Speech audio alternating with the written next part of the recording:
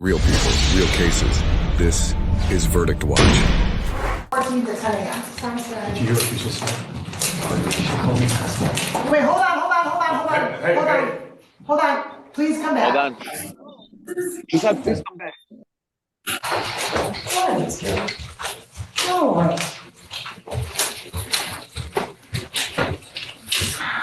Mr. Gander, what is it you just stated to my court officer? As I stated, Your Honor, as she was leaving, she called Who's me. she?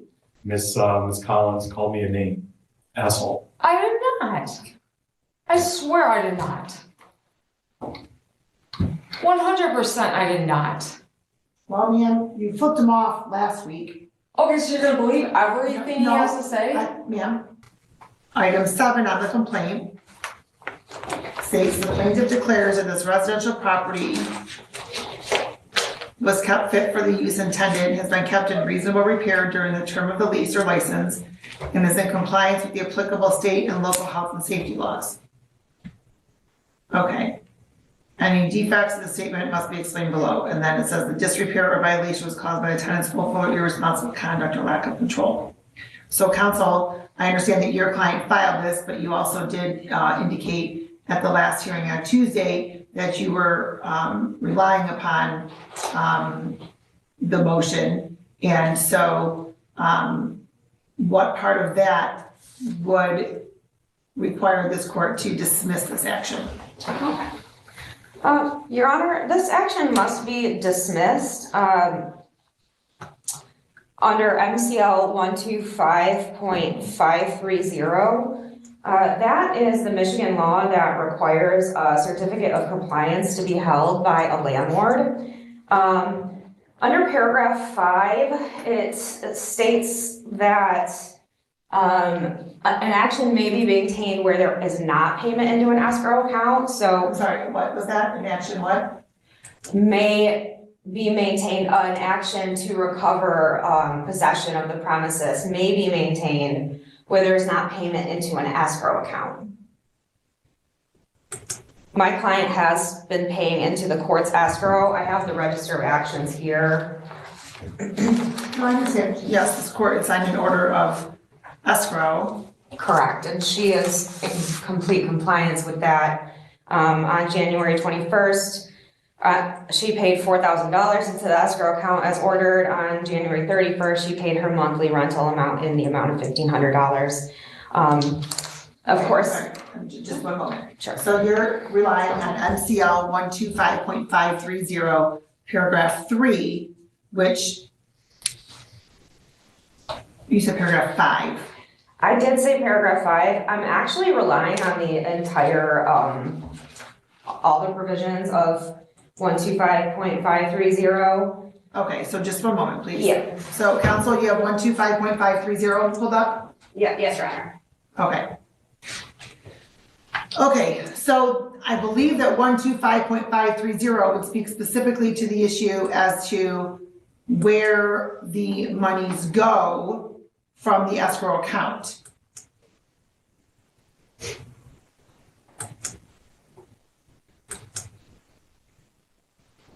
Your Honor, if I may. Just one moment, please. Sure. Right now, I'm addressing the motion to dismiss portion of it, not the portion that we're going to address regarding the payment of the escrow account.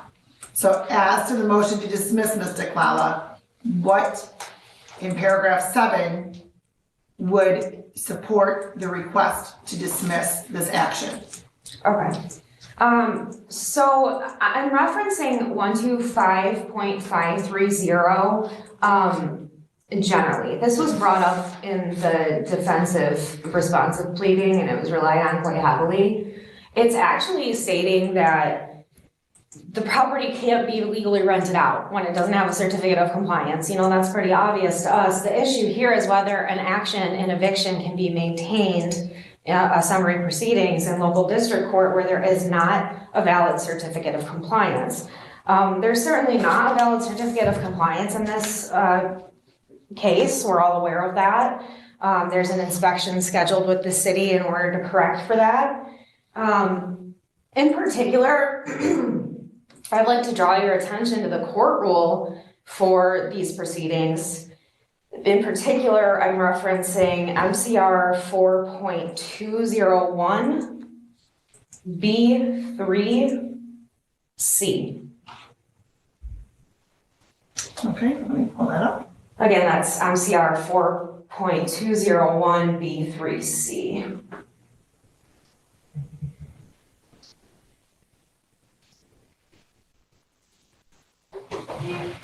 I'll go ahead and read it. Hold on, Counsel, Oh, just one moment. sure. Complaint specific requirements, 3C. If the tenancy is of residential premises, the complaint must allege the lessor or licensor has performed his or her covenants to keep the premises fit for the use intended in reasonable repair during the term of the lease or license and in compliance with applicable state and local health and safety laws, except when the disrepair or violation has been caused by the tenant's willful or irresponsible conduct or lack of conduct, or the parties to the lease or license have modified those obligations as provided for by statute. Plaintiff must explain any defects in this allegation, for example, local government's failure to inspect despite a request to do so. The relevant scale form must provide space for this explanation. The court may not refuse a filing based on anything in this sub-rule. Okay? Okay. So you're relying on the part stating that the plaintiff is not in compliance with applicable state and local health and safety laws? Correct, and Okay, so what local health and safety laws are not in compliance? okay, that would be, the City of Wyandott's Ordinance 181.020. No, Sorry, 181, 0.020. okay, No person shall lease, rent, or cause to be occupied a rental dwelling or rental unit unless there's a valid certificate of compliance. okay. So does that fall under state and local health and safety law? Yes, it does. Okay, how does that fall under there? Because that seems to me to be an ordinance that the city can then enforce against Mr. Branson.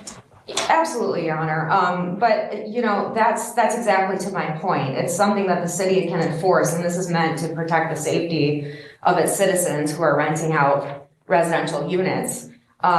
So it's in direct conflict with the court rule that requires when you file a complaint in these matters for the landlord to represent that the residential property is being kept fit for the intended use.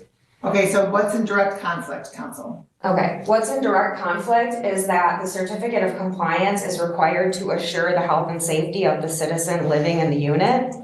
So in order to file a complaint and represent that it was kept fit for residential use, not only is it required under local law for the City of Wyandotte under section 181.02, but also under the court rule for filing these actions, the complaint must allege that the premises is kept fit for the intended use and it's in reasonable repair.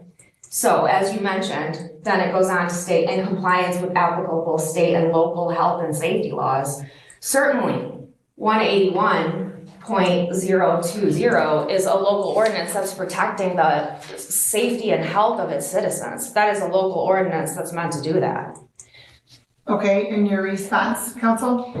Your Honor, my response is severalfold. First of all, the applicable MCR 4.201 sub B, sub 3, sub C clearly states in its express language that that this matter cannot be dismissed for a defect of this section. It says that, it's the last line in here. The court shall not refuse this pleading because this is not complied with. So even if there is a defect in the way that he pled this pleading, that doesn't mean that it should be denied. Okay, it reads a court may not refuse a filing based on anything in this sub-rule. So the court has to accept the filing. Okay, so the fact the court has to accept the filing doesn't mean that it cannot be used as a basis to dismiss the matter, but I just wanted to clarify that. Yes. So that defect is not a fatal defect as sister counsel claims on the face of the pleadings. That's my argument, Your Honor. Second of all, I'm sorry. So the defect that your client does not have a certificate of compliance or certificate of occupancy, whichever the title is. I think that it was changed at some point. And so you're stating that that is not a violation of the third part being in compliance with the applicable state and local laws?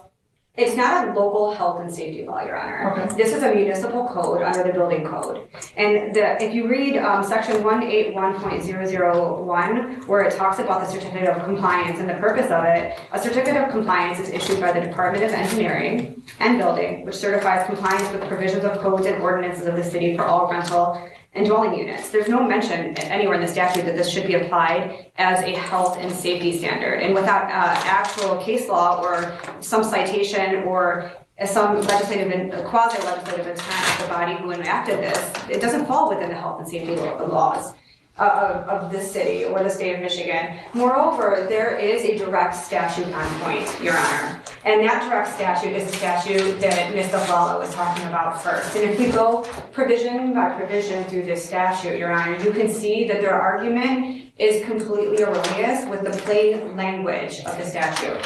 And we're talking about section 1.25.530. And if you talk about subsection 5, for instance, it is clear that it says when the certificate of compliance has been suspended or has not been issued and the rentals thereafter withheld are not paid into an escrow account, meaning Ms. Aflalo and defendant are looking at the wrong time period.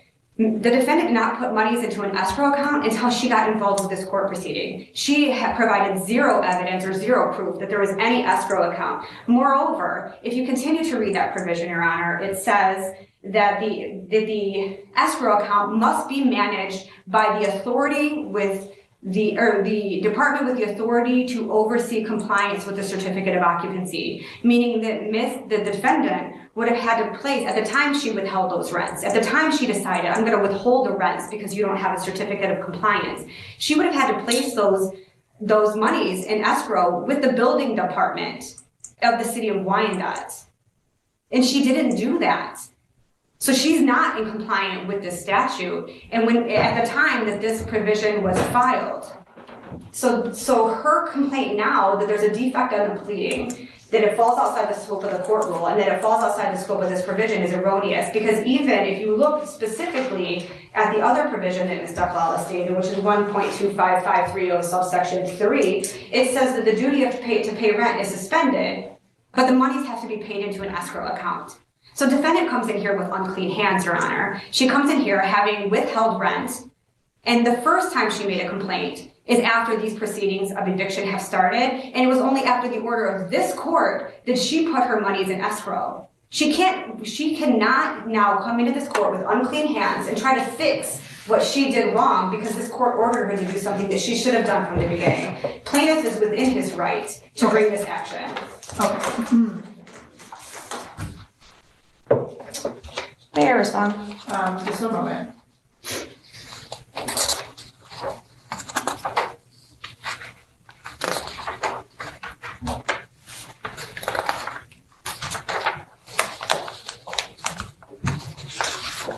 Okay, so as it relates to not having a certificate of compliance filed with the city, I don't find that the remedy for that is to dismiss this action. So on that point, I'm going to deny the motion. You also allege the property was not kept for tenants' peace and enjoyment required by law. And then also that it was not kept fit for the use intended.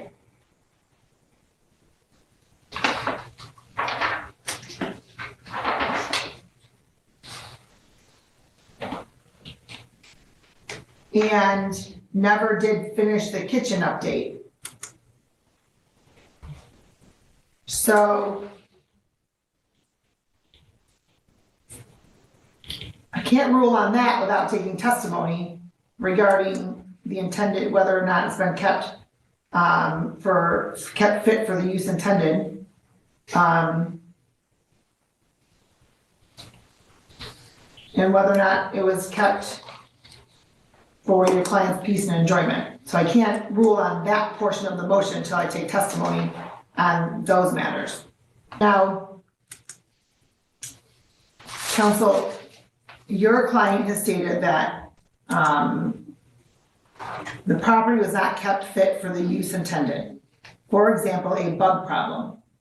Okay, so I'm going to swear in Ms. Collins and Mr. Branson. If you can both please rise and raise your hand. Do you both solemnly swear or affirm the testimony about to give this matter be the truth, the whole truth, and nothing but the truth? Yes, Your Honor. Yes, Your Honor. All right, thank you. So Ms. Collins, or Counsel, Ms. Ekwala, you've, your clients raised the issue that the property was not kept fit for its intended use. Okay? She cites, for example, a bug problem. I'm not sure if there was any other problems. Okay, not finishing the kitchen. So other than those two issues, are there any other matters that your client is alleging where the property is not kept fit for its intended use? May I allow her to speak on it? Well, first I'm asking you, Counsel. Okay. There's a mold issue in the basement causing significant health issues. Okay, hold on just one moment. All right, so you're alleging it's causing significant health issues. Your Honor, my client is asking if she can sit down. She's not feeling well. Okay, Thank you. all right, so let's talk about this. All right, so you're alleging a mold issue in the basement causing significant health issues, a bug problem. The kitchen was not finished. There is a window in the basement that is almost fully detached from the front wall, allowing, you know, a lot of environmental issues like wind, water, rain. Hold on, let's see. Window in basement. Almost fully detached. From the wall, Yes. okay? Okay, what else? I would like her to continue if it's okay. Well, Counsel, I'm asking you because you're representing her, so I'm Right. asking you right now. So what Okay. else? The basement floods. Separate from the window issue.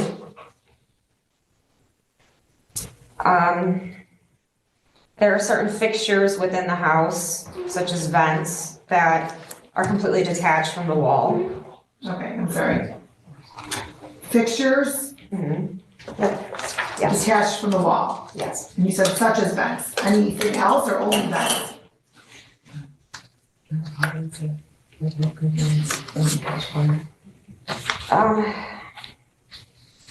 There are filters that are broken. Counsel, I'm still on the fixtures attached from the wall. Is it only vents? Is there something else that is attached from the wall? I'm not sure. Okay. Ms. Collins, yes or no? Is there anything in addition to vents that are detached from the wall? There No, is, yes or no? yes, Okay. What else is detached from the wall? there is, off the flooring, off the back rail of the steps, there's a metal plate that comes right off. You can just pick it up and fall right through Is that the wall or the floor? the floor. excuse me. Okay, so I asked about the wall. The vents, all the Is there vents. anything other than the vents that you're alleging are detached from the wall? No. Okay. All right. Mr. Clowney, you may continue. The windows in the basement. That's already been addressed. I suppose there may be more than one window with maintenance issues. There is one main window that is almost completely detached from the front.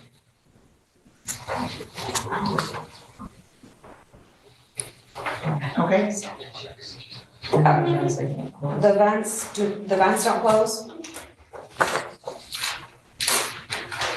Some don't. One room has no heat, one Okay? There's one room with no heat or air conditioning. Which room is that? my mother's room. The front I'm not sure. is my mother's room. The one used for my mom. Okay, I don't know what that It's was. the First very- floor, upstairs, where is it? Upstairs, very front. Is there only one room in the upstairs front? Yes. Okay, I'm not sure that's an exhaustive list, but that's what I'm aware of. okay. Did you send any of this communication over to Mr. Branson's attorney before today? There have been, There's also more than just that, yes. Hold on, ma'am. there have been, many exhibits filed, but the problem is that I have, So that wasn't my question, counsel. Mhm. My question is, did you specify these concerns, the ones that you just stated? I understand it may not be an exhaustive list. Did you specify these concerns with Mr. Branson's attorney? Yes or no? I did not.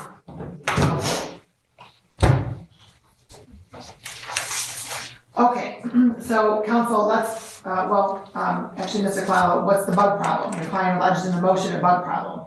Yes, she's having to shower with swimsuits on. The bugs are so intense in her shower. I filed quite a bit of exhibits. Contained within those, there's text message evidence that she's asked her landlord several times to fix the bug issue. Okay, which page of the exhibits are we referencing on that one?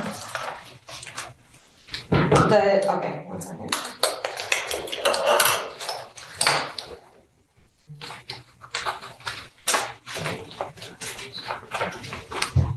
Your Honor, respectfully, I have a time limitation today. If we're gonna have a full evidentiary hearing, is there any chance to be able to prepare for that and come back, or no?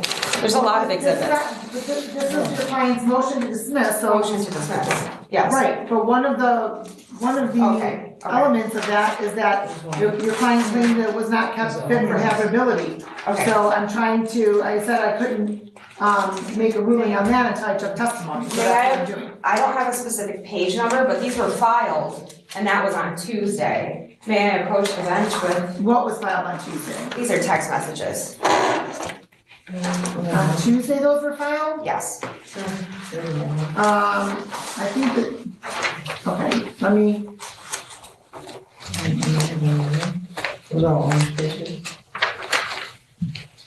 is there a date on those text messages?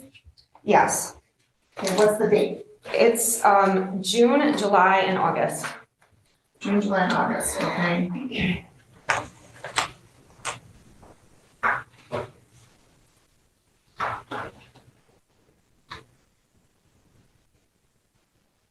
Your Honor, it's the 102nd page of the document that you filed at 8:03 in the morning on Tuesday, just before the last hearing. Page 102, Your Honor. Okay, I'm not sure if I have that. There's no base step on there, Your Honor, so that's the problem, that's part of the problem. Well, let me see, so I'm showing, what I have here is January 31st, and our landlord tenant clerk has unfortunately been out ill. So it's page, okay, but I need to, check to see if Carly, can grab that off and,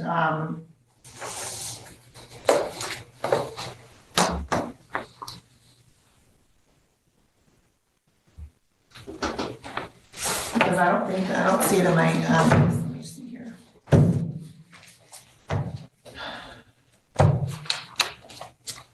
I'm not showing anything here.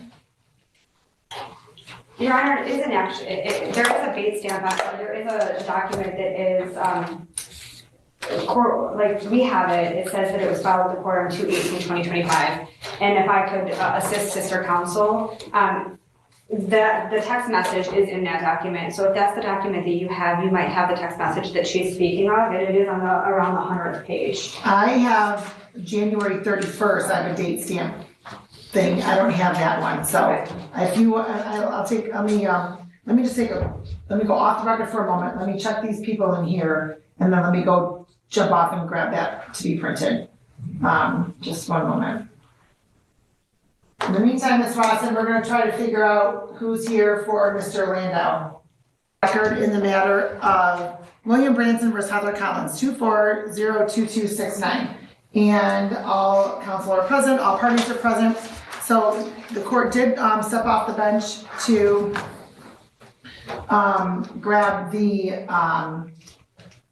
exhibit. Is this all exhibit 1? No, it's exhibits 1 through 9. Okay, so, and none of these pages are numbered. Unfortunately, I did not have time and I wanted to submit it before Tuesday's hearing. Okay, Your Honor, if I may, so, I'm sorry, we just have 2 objections to this, to these. 2 objections to what? These exhibits, Your Honor. Okay, The first objection is the documents were supposed to be turned over in this case by January 31st. And they, on the eve of the last court hearing, produced 105 pages of documents that are not marked.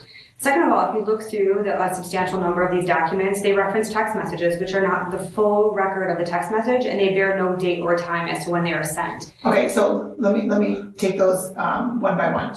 One, the court's, going to, still allow the exhibits to be, submitted because counsel filed her appearance and appeared in these matters after January 31st. So I'm going to give leave for these exhibits to be admitted.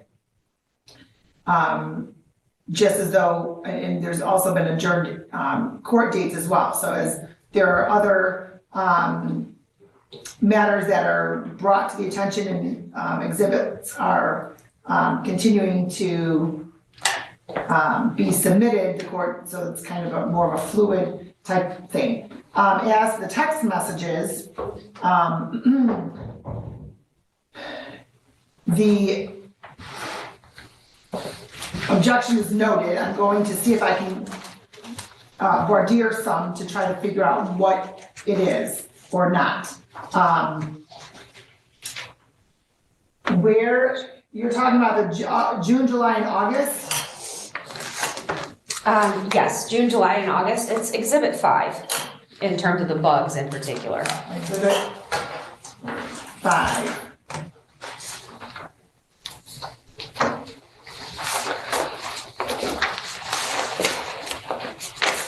Okay, exhibit 5. So let's go to exhibit 5. The first one I have is dated Sunday, July 14th at 10:57 a.m. The first under exhibit 5 that I filed is from Friday, August 2nd. August 2nd, why would it not start with July 14th?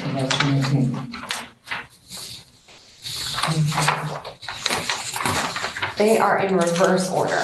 Okay, well, we're gonna start with Sunday, July 14th, because I would presume that that's the way we need to start. So, the first one says, sorry to text so early, those bugs are back in the tub, I seen them yesterday sprayed what I have and they are still there today, these things don't want to die. What type of bugs are we talking about? Your Honor, there is a page before that.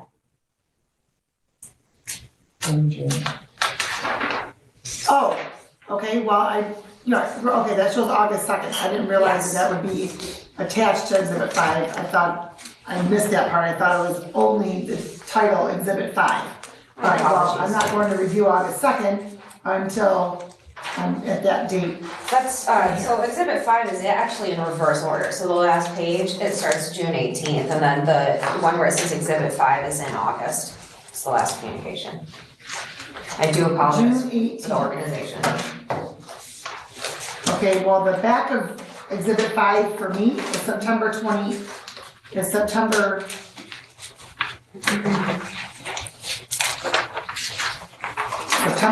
I don't know, I mean, is there an exhibit 6? Yes. Oh, there's exhibit 6, so maybe that's exhibit 6. Okay, let me see here. Okay, yep, that's exhibit 6. So, counsel, just for future reference, the exhibit page should not have any exhibits with it. Okay. So, okay. All right, so going backwards, Tuesday, June 18th, Correct. count at 3:43 p.m. Does everybody have that one? Yes.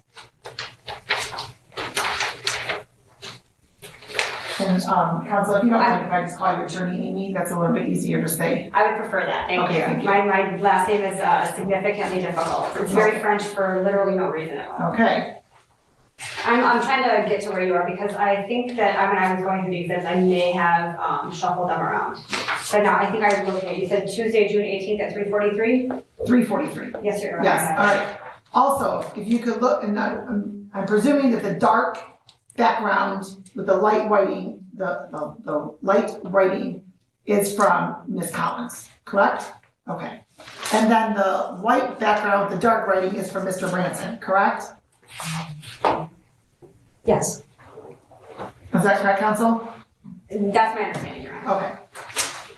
Okay, for Ms. Collins, also, if you could look at these little black spiders, I have all in the bathtub and the bathroom floor tomorrow. When you're here, I appreciate it. I tried to clean them out of the bathtub. Mr. Branson's response. Oh, no. Okay, then there's not anything until Thursday, June 27th at 7:49 PM.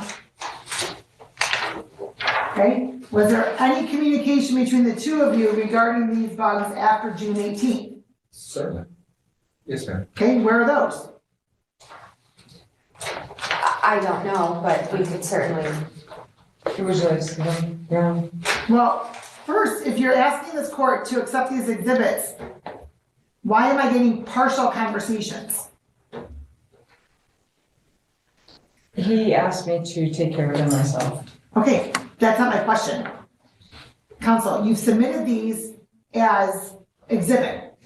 So this court can view the communication between the parties right. regarding the bugs, and these are an incomplete Actually, I don't. transcript, so to say, of the text messages. I don't. He might have not actually responded. You might just put your phone away unless the judge asks you.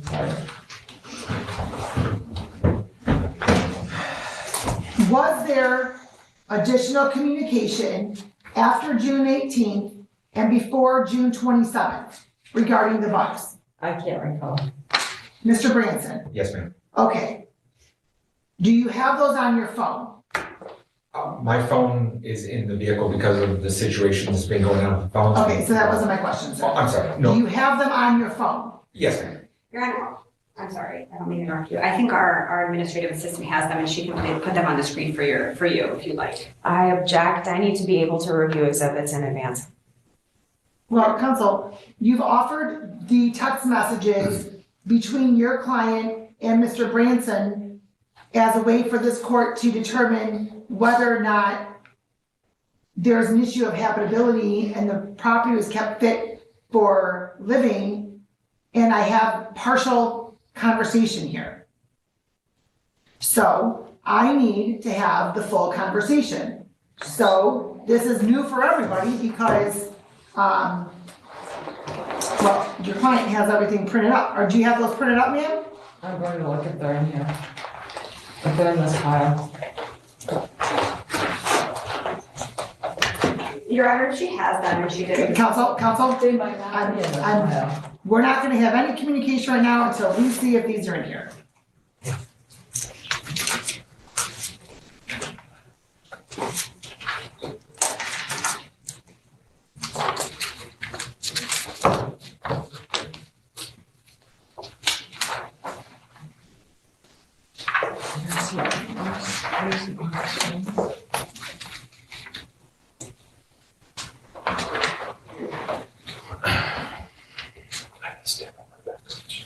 Judge, I'm just gonna stand up because my back hurts, I apologize. That's fine.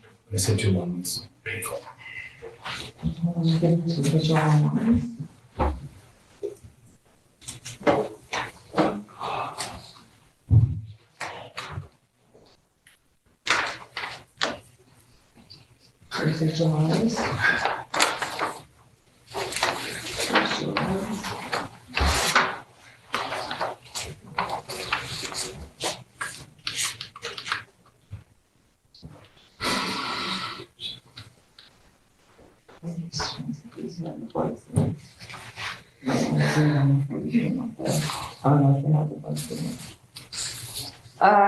Your Honor, I have more complete communications from earlier in July, the 13th and the 14th.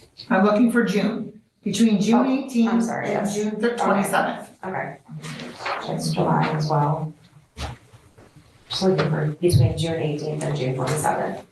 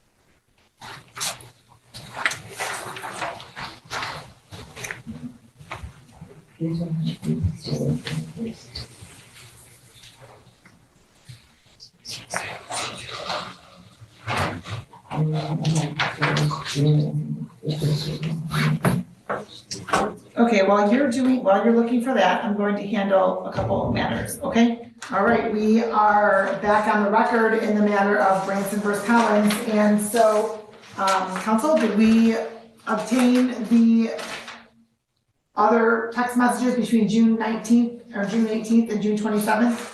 I obtained a more comprehensive view. It's still not clear what the entire conversation is. Well, here's my question. Why am I receiving as exhibits partial conversations? That's a good question. Ms. Collins? Just to show that I found that there was a bug problem. No, hold on. But counsel, you've submitted these, right? Yes, Did you look at them before you submitted them? I did, yes. And did you notice that there is a huge gap between June 18th and June 27th? Yes, and I was anticipating, laying a foundation and questioning a witness. Which witness? Both Mr. Branson and Ms. Collins. Okay. Did you show Attorney Amy? Very elementary when I say that, I'm very sorry. Have you shown Attorney Amy, though that Not yet, has a list? no. Please show that to Attorney Amy.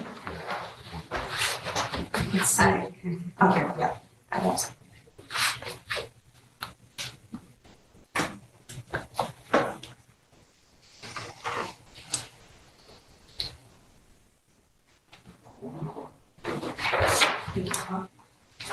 Thank you. I'd like to take a look at those. I'm not necessarily going to look to read them for any substance, because obviously Attorney Amy has not had a chance to review these. However, I'm trying to, doesn't even have dates on here. January 23rd, oh, that's the date that was screenshotted or something? I don't know what this even means. In Your Honor, if I may, just for the record, if you look to the far right-hand column of the thing, that's the first time a date appears, and it appears to be at June 9th. June 9th, June 10th. There's also Monday, June 10th. Okay, that's not even the relevant time frame. Your Honor, I can point out the text message where it starts on Tuesday, June 18th, which is separately submitted. Yeah, it's the same text message.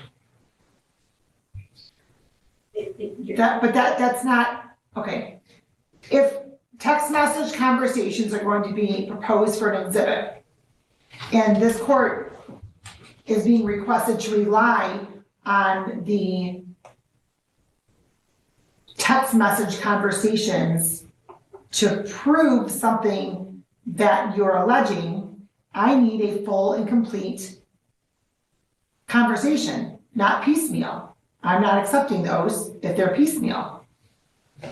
Mr. Branson, Yes, ma'am. your testimony is that you have these on your phone.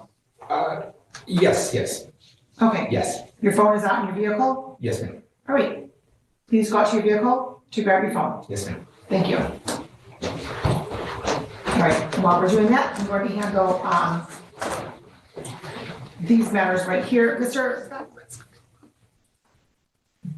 Okay, and so, do we have the phone? We're back on the record in the matter of Branson. Yes, Your Honor, we do have the phone. I'm trying to scroll back to the date. There's a significant amount of text messages between parties. Okay, so I'm going to ask this. When you get to that point, I'm going to handle one more on the record. When you get to that point, counsel, if you can show Ms. Lala, so if the two of you can go out into the lobby for that, so that it's not pulling on the record, okay? I have to object, because you can go into a phone and line item delete text messages. Counsel, I'm very aware of that. I just right now want for you, the two of you, to see if those exist and to look at those right there, Okay, okay? okay. And ma'am, we will then determine whether or not you have any different ones on your phone. We're gonna do this piecemeal, okay? That's how we're gonna do it, step by step. Your Honor, if I could just make a brief argument regarding this. The defendant is claiming a defense to this eviction proceeding with her motion to dismiss them. She carries the burden of proof in this case to prove what she's saying is true. My client carries no burden to prove her case and defend himself against her case. Defendant came in here today utterly unprepared. And quite frankly, I believe that she came in here with the intent to do trial by ambush by providing intentionally only piecemeal copies of these text message records. Counsel, I'm aware as to where the burden lies as far as this motion to dismiss. Right now, I'm not necessarily stating that I'm looking to see the truth of anything within these text messages. Right now, I'm trying to verify something. So Thank you. please, if you will just please humor me and follow this exercise. Of course, Your Honor. Okay, thank you.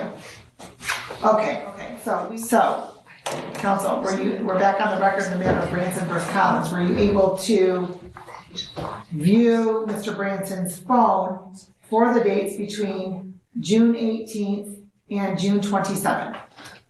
Yes, Okay, and are there text messages between the parties on those dates regarding the bugs? there are several text messages. Are there any regarding bugs? Yes, Okay, now, I'm going to have you all go out there with Ms. Collins's phone, have her turn on her phone, get to that date, and you saw Mr. Branson's phone, correct, Miss Amy? I did, Your Honor. Miss Amy, now I feel like I really am. I actually prefer that. I like attorney Amy as Amy. And, so please take Mr. Branson's phone out with you, counsel. And then you can compare the two phones to see if there's any messages that are not there, okay? All right, thank you very Thank much. you. All right, Mr. Wilson, you're all set. Thank you. Have a good day. Oh, thank you, Your Honor. And so just by way of, just by yes or no, are there any missing text messages on the Branson versus Collins matter when both counsel were comparing the phones? No, Your Honor. No. Okay, very good.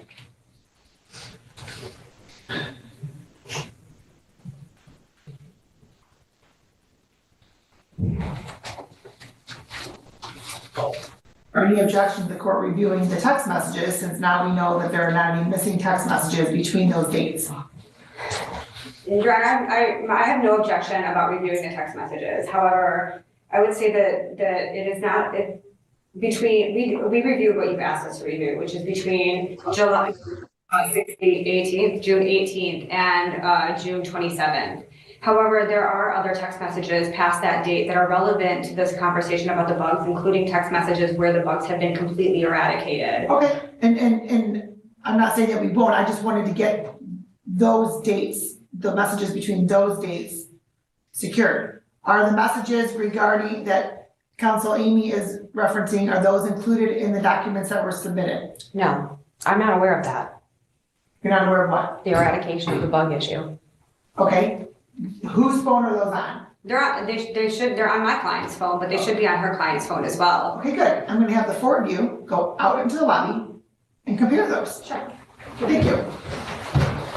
All right, we are back on the record in the matter of the City of Wyandotte versus Brian Gray, 25225.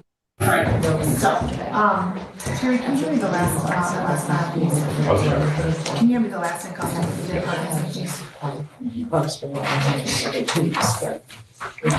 Okay, so we are back on the record in the matter of Branson versus Collins. And so, Counsel, you both had an opportunity to review the subsequent text messages after June 27th, correct? Correct. That is not correct, Your Honor. The defendant walked away and did not allow me to actually look at her phone. She literally walked away from the conversation. And Don't interrupt, please. And I asked her counsel whether or not there were text messages subsequent to the one that we have on August 18th. We have not been able to, because we have. August 18th? Yeah, so we have a text message specifically on August 18th. Hey, the guy came out, he sprayed, this should take care of it. She says, thank you. That's the last text message my client has related to any book issues. All right, okay. Do you have any of those text messages, ma'am? Yes, Your Honor. Is she allowed to be using her phone at this moment? As long as she's just looking through her text messages. So, Mr. Klala, did you see on your client's phone the part about the bugs being eradicated and your client saying thank you? I saw that conversation. I don't consider it proof of any eradication of a That bug wasn't my issue. question. Okay, I saw what you're referring to. Okay. Did your client allow Attorney Amy to view the text messages that you were viewing? No, but that was an accident, Your Honor. She walked away. I thought we were just confirming that they both had that text message. We were, but, well, Okay. you were, the two of you were. How is Attorney Amy supposed to do that if your client walked away with her phone? Okay, yeah, you're absolutely right. I'm sorry. So the message that somebody came out to spray for the bugs and your client saying thank you, that doesn't mean that those were eradicated. No, they weren't. There's still a bug issue. Okay, when did your client then re-notice Mr. Branson regarding the bug issue?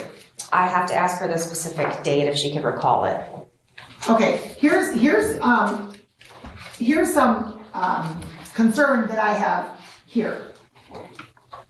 Your client is alleging this matter should be dismissed because the home is not habitable, okay? Or it's not fit for living properly. Did you find the text message? Don't stop looking until you find the text message, please. And you've submitted a plethora of text messages that are incomplete. So I should not have to be the one to essentially babysit step by step how the evidence should be brought forth and communicated between counsel. I should not have to do that. But yet, I am having to do that. Because your client is giving you partial information. I don't know if you've attempted to get the information from your client and it's not able to be given to you at the time you're asking. I don't know. But to ask this court to dismiss this matter. They didn't say they were eradicated. What does it say?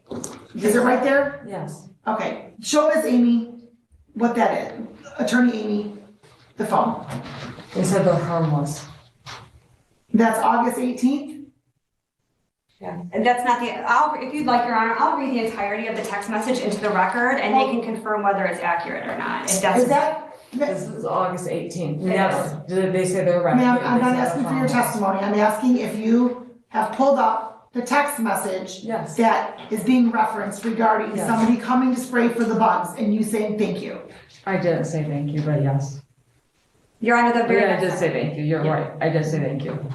Okay, so I'm going to have you follow along on your client's phone. Attorney Amy, please read into the record Thank the you, Your Honor. date and time and who it's from, please. Thank you, Your Honor. From Mr. Branson to Ms. Collins on Sunday, August 18th at 2:40 p.m. He identified the bug as a springtail, basically like a gnat. They don't bite, sting, do anything. Totally harmless. They like damp areas. He recommends every time you shower, use the vent. The underside of the tub is totally dry when we ran a camera under it. Sprayed for them. Google springtails. This should take care of them. Hung the mirror and your doorbell also. I ordered some LED lights. It says LED, but I take that to mean LED lights for the basement as well. And untimed response by Ms. Collins. Thank you so much. When you have a moment, can you please show me how to take the doorbell off and I can hook it to the Wi-Fi and app. Sorry I tried and I felt like I was going to break it. Also, the mirror looks great. Thank you so much. I appreciate it. And then there's one response by my client on the sheet that I have that says there's a small orange tool in the box. Use that to unscrew the set screw on the bottom of the doorbell, then slide it up. Okay. Did you then send, so that sounds to me as though, Mr. Branson fulfilled his obligation at that time as it relates to the bugs. Because he had somebody come out to the home, sprayed for the bugs, determined what type of bug they were, determined that there weren't any leaks because underneath the tub was dry, indicated what type of bug it was, and that it's a bug that, it's a harmless bug in the sense that there's not any, I presume like a bee or something like that, where it would be stinging or something. And that what type of areas that particular bug likes. Now, did the bugs return? Yes, What date? they've been returning off and No, on. ma'am, it's your I burden. don't know the exact date. Ma'am, it's your burden. You have filed a motion to dismiss and you're alleging that there's bugs and that that's a reason why Mr. Branson should not have checked box number 7. So what other dates have the bugs returned that you communicated that to Mr. Branson? I can't give you an exact date, so I'm not gonna lie and make one up, Okay? if that's what you want me to do. No, it's not. I don't want you to lie and make one up. Okay, so we'll move on from the bug problem. Kitchen not finished. What's wrong with the kitchen? When I moved in, I was told that I was gonna be getting a whole brand new kitchen. I was shown their kitchen. When I was walked through to look at it, when I moved in, they said, this is the kitchen you're gonna get. I was given, you're gonna have cabinet doors, brand new flooring, everything. And I said, oh, great. They even said, because there's originally one price on Zillow, they said that it's gonna be $1,500 when you move in because we're doing this kitchen. Hold on. What was the amount on Zillow that you originally were going to rent the property for? $1,300. $1,300 a month. Yes. Mr. Branson, is that what the original rental price was $1,300 per month? It was also on Biddle Ma'am, Street. hold on. I'm talking to Mr. Branson right now. Honestly, I don't believe so. I don't have the Zillow thing. My wife puts the Zillow on and. Okay. No, the agreed upon with the lease was $1,500. I don't believe it was, or 13. I'm not gonna say in Okay. confidence because I don't know what the Zillow. Did you at any point increase the rental price based upon a new kitchen? Absolutely not. Okay.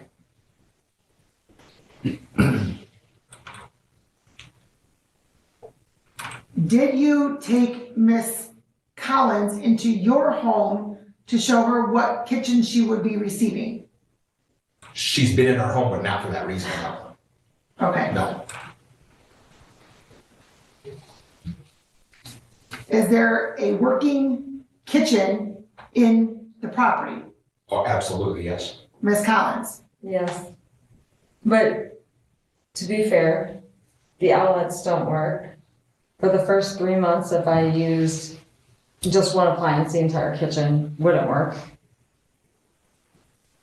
Okay. Did you notify Mr. Branson of that? Yes, I did. And then December 1st, when I found out one of the outlets was start fire, I let him know. When did you find out an outlet would start fire? On December 1st, I went into the hospital and I said, could you fix the outlets? I'm in the hospital, I'm out. He said, okay, I'll go in, you're in the hospital. When I went to try it in November, when I got out of the hospital, I was finally up and I was able to try it on my own. The first time I did on December 1st, I let him know. He rushed over on December 1st, I have it on videotape. He said, well, if it catches on fire, I need to know, and he came into my house, and he was, well, I'm evicting you. Hold on. If he says if it catches on fire, let me know, doesn't mean that it's an outlet that's going to catch on fire. No, it's, right, it smokes if I plug something in. So he comes over, cause I said, Smokes? yes, I have an Which outlet, outlet are we talking the about? one in my kitchen, I understand that, ma'am. Which specific outlet? the one by the back door. Okay, so, Mr. Branson, the outlet by the back door, Yes, ma'am. does it work? Yes, it works. I mean, she's plugged appliances. There's no evidence of a fire. We have replaced that GFI. When did you replace the The GFI? first time she complained about it, we replaced and put a brand new GFI. Okay, what date was that? Okay, what month? It would have been right after she made the complaint. I don't know when that was. I'm sorry. I don't know when her first complaint about the GFI was. Okay, would it have been summer No, I or winter? believe it was in the fall, actually. Okay, so before she went into the hospital? She's Or been while she was in the hospital? No, she was in the hospital when I did that yeah. Okay, all right, so the GFI was replaced. Would you agree with that, Ms. Collins? While I was in the hospital, correct? Okay. And then your testimony is that even after it was replaced, it still didn't work, Correct. okay? Well, the inspection next week will take care of that. And, Your Honor, there's a, and you said that there were 3 other outlets that did not work. Where were those? Where are those? There's one in the dining room that does not work at all. Okay, you said the kitchen, there are 3 in the kitchen. Is it an eat-in kitchen? Or is there a separate room for dining room? There's a separate room in the dining room. Okay, so we're talking about specifically the kitchen. Oh, there's another one in the kitchen the kitchen, if you were to plug one into the other, then the whole kitchen goes out. Yeah, I don't know what one into the other means. I need you to be specific for the record, okay? And I also am asking you, you said there are 3 outlets that do not work. Where are those 3 outlets located? There's, the 2 right there that I was talking Ma'am, about, okay. that start, Hold on. You keep saying right there. I don't know where right there the is. one by the back door. Okay, there's 2 by the back door? No, I'm talking, to me, 2 outlets are the 2 plugs right there that are together. Okay, so it's 1 outlet, 2 plugs, Correct, not 2 outlets. Okay, so it's 1 outlet with 2 plugs. correct. Is there another location in the kitchen that the outlet with 2 plugs does not work? No, that one, that's That's the only yes, one? that Okay, I know of. okay. So what part about the kitchen does not allow for the home to be fit for its intended purpose? What I was talking about with the kitchen, ma'am, is they baited and switched me with the kitchen. And I have proof of that. Okay, what's your proof of that? My proof of that is text over and over, and then in the hospital, they finally said, Okay, where are those text messages? can I show you on my phone? Well, are those included in any of these exhibits? Because we have 105 pages of exhibits, which I'm presuming, since the kitchen is an issue, that it's going to be in here somewhere. I know, I gave them to her to submit.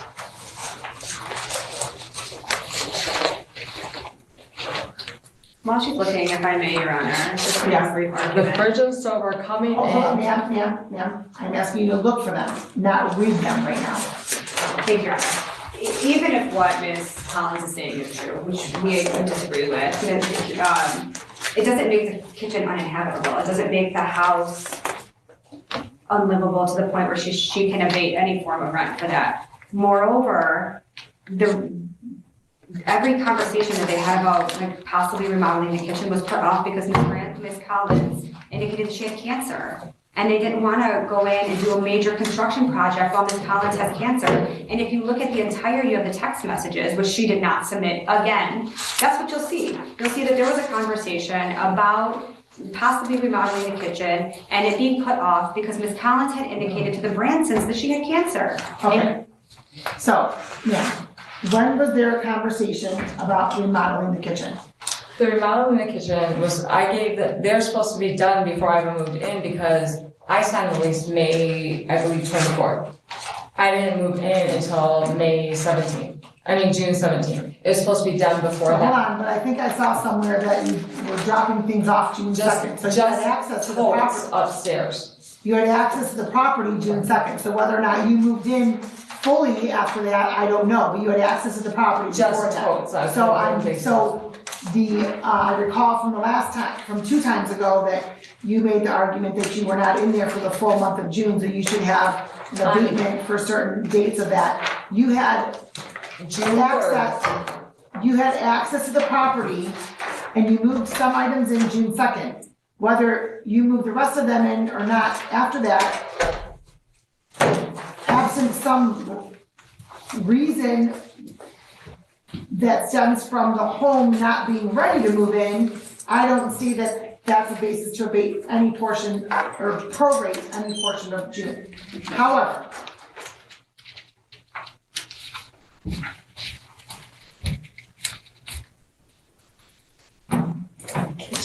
the kitchen being remodeled or not being remodeled, when you were told it would be remodeled, if that's what the conversation was,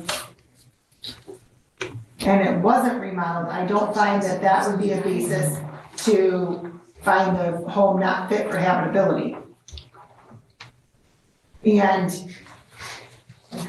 was there a discussion to raise the rent after the kitchen was renovated? No, ma'am, absolutely not. I've never raised the rent. I have no intentions of raising rent. Okay.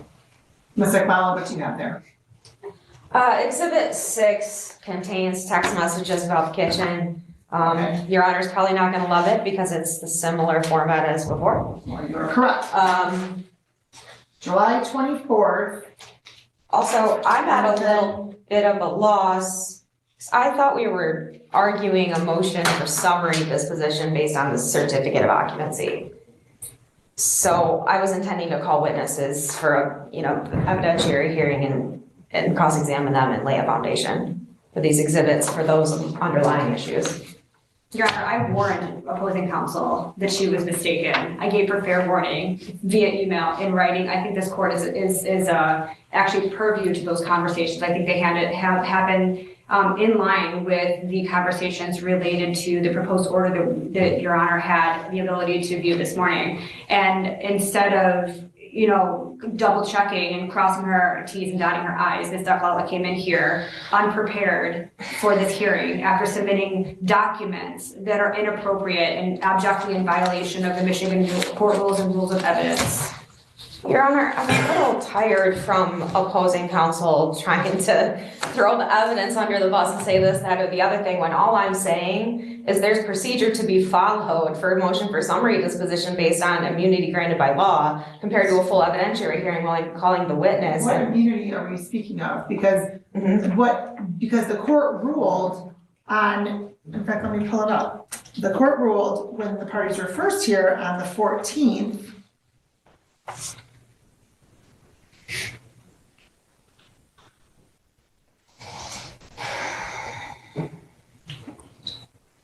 that Ms.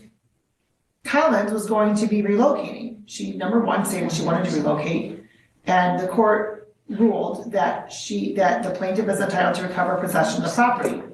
What I had ordered the parties to brief was the issue of where the money that's held in escrow is to be released, based upon 2 things. Number one, your client indicating that she didn't have access to the property for the month of June or couldn't move in until June 17th, so she wanted a prorated amount. Also, because your client alleged that the certificate of occupancy plays a role in where that rent money that's been deposited in escrow goes. You subsequently filed an appearance. Let me just see something here.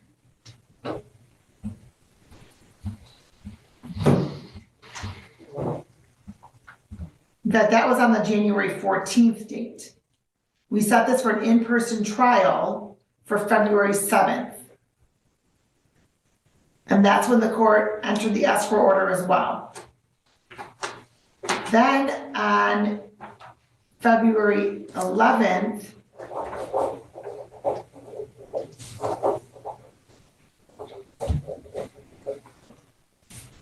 because it must have gotten removed February 11th. February 11th, the hearing was held. We adjourned for the next hearing to address the issues. June 2024 rent, defendant claiming she overpaid utilities, plaintiff going in all hours of the night, stealing mail, harassment. Also, parties to brief the issue of no certificate of occupancy and collection of rent. Then we moved into the 18th, and I had originally stated the wrong time.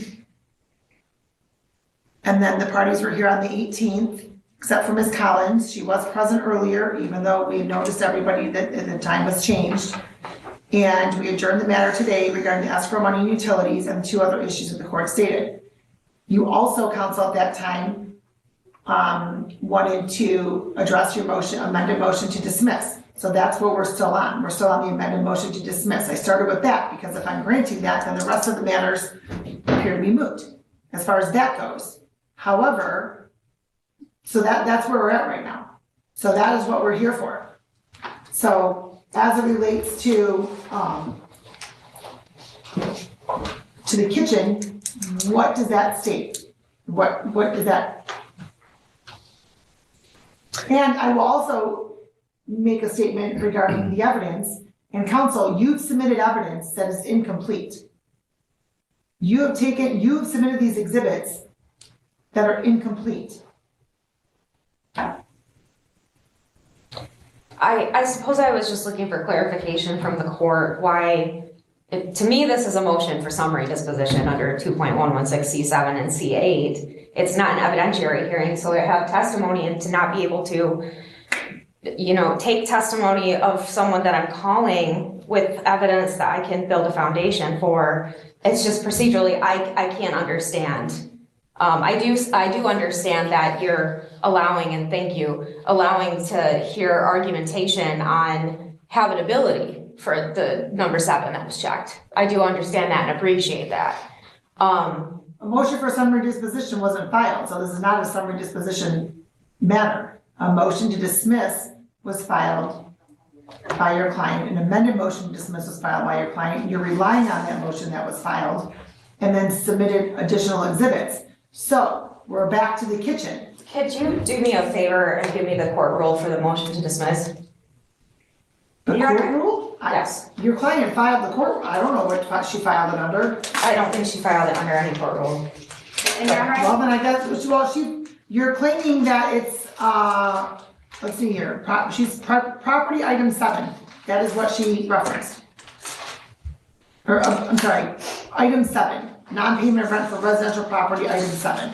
I'm just That's a asking complaint. for the court rule so I can have some guidance in terms of the motion to dismiss compared to my interpretation of it substantively was more of a motion for summary disposition. So if I could, if I had the court rule for the dismissal that we're operating under, maybe I could have more clarity there. Well, presumably I'm operating under 2.119, which is a motion, and your client filed a motion to dismiss. 2.116 is a motion for a summary disposition, and there has to be a 28-day notice, and there has to be a time for response to be filed, affidavits and all that. This was not filed as a motion for summary disposition. This was not filed that way. So we're proceeding as a motion to dismiss. I don't believe she filed it in the first place. I filed a brief. Who filed the motion to dismiss, this handwritten motion? Who filed this motion? That is an exhibit. It wasn't filed. You had ordered briefs, and she had written that before. No. This was filed. Oh, my apologies. This was filed. Okay. Prior to your appearance, counsel, this was filed because this is what we did not proceed on February 7th because there hadn't been sufficient notice to plaintiff. Okay. So that is why we are handling it in its entirety now, because now everybody's here, everybody's present. That is what we're doing. So, but if you want to stipulate that the property was habitable and we don't need to have further inquiry regarding item 7, then we can proceed with the next issues. That's fine. Or we can continue to proceed with whether or not the property was kept fit for its intended purpose pursuant to number 7. the complaint for recovery of possession of the property. Okay, I would like to request a continuance, please. For the reason that I was under the impression we were arguing in terms of the disposition of this case under the law in regard to MCR 4.201 and MCL 125.530. I'd like to re-subpoena the witness that I had subpoenaed for Tuesday's hearing in order to have her present. Which individual is that? It is Kelly Roberts. She works for buildings for the city of Wyandotte. Okay, you subpoenaed her to be here this past Tuesday? Yeah. Was she here? No, she wasn't. No, she was not. Okay, so what does Ms. Roberts' presence or testimony,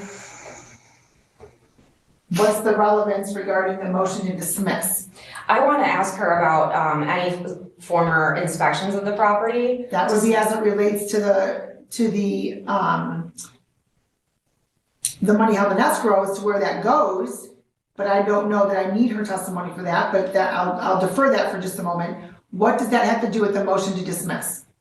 What it has to do with the motion to dismiss is, again, going back to how this is a little convoluted in my brain, because you have MCR 4.201, which dictates that residential properties have to be kept fit for their intended use and purpose, and habitable as it relates to number 7.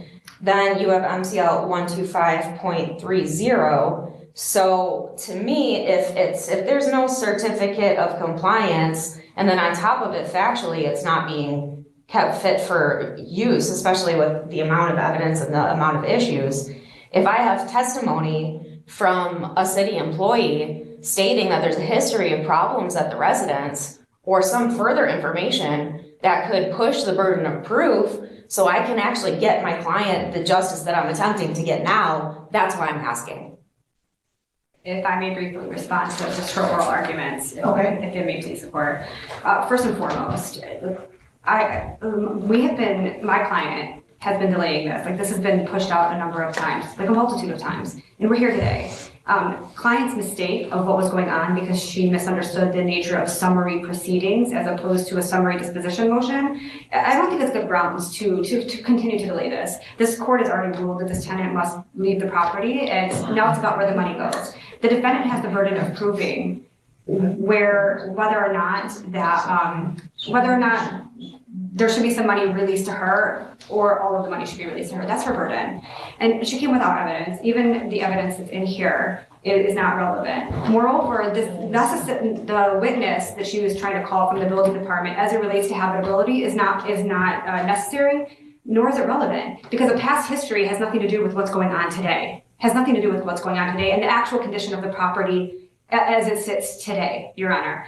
So that witness is irrelevant. And the reason that witness didn't show up last time is because Sister Counsel subpoenaed her incorrectly. A subpoena was submitted to the city via email 3 days before the hearing, when the court rule clearly requires 7-day notice with personal service of a subpoena for a witness to appear. So Sister Counsel didn't even do that correctly to get her witness here. And she could have, she could have subpoenaed her for today, but she made no effort to do so. And if her claim is that this witness goes to where the money goes, that issue is before the court properly, because even if we're not having the full proceeding today, that issue, the specific issue of where the money goes after this hearing is over and you make a determination of habitability, would have happened today, pursuant to the defendant's own motion. And it is further clear that the express language of the statute that we're talking about, which is actually,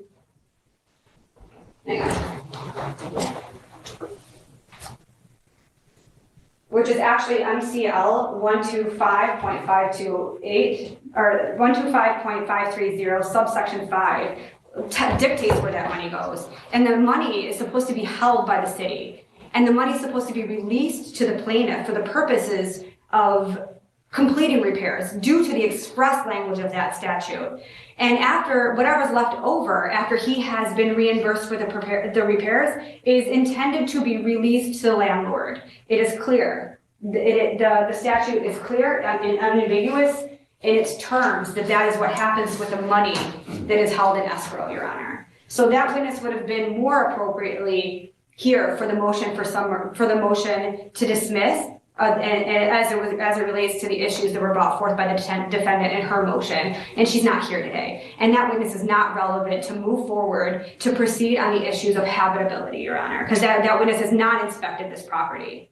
I sent an email to the witness as a courtesy. I sent it out, priority mailing, but I was retained 4 days before this was, I'm just a little tired of hearing, I didn't do my job, I didn't do my job, I didn't do my job. When I'm not talking about that. Yes, there's a burden of proof.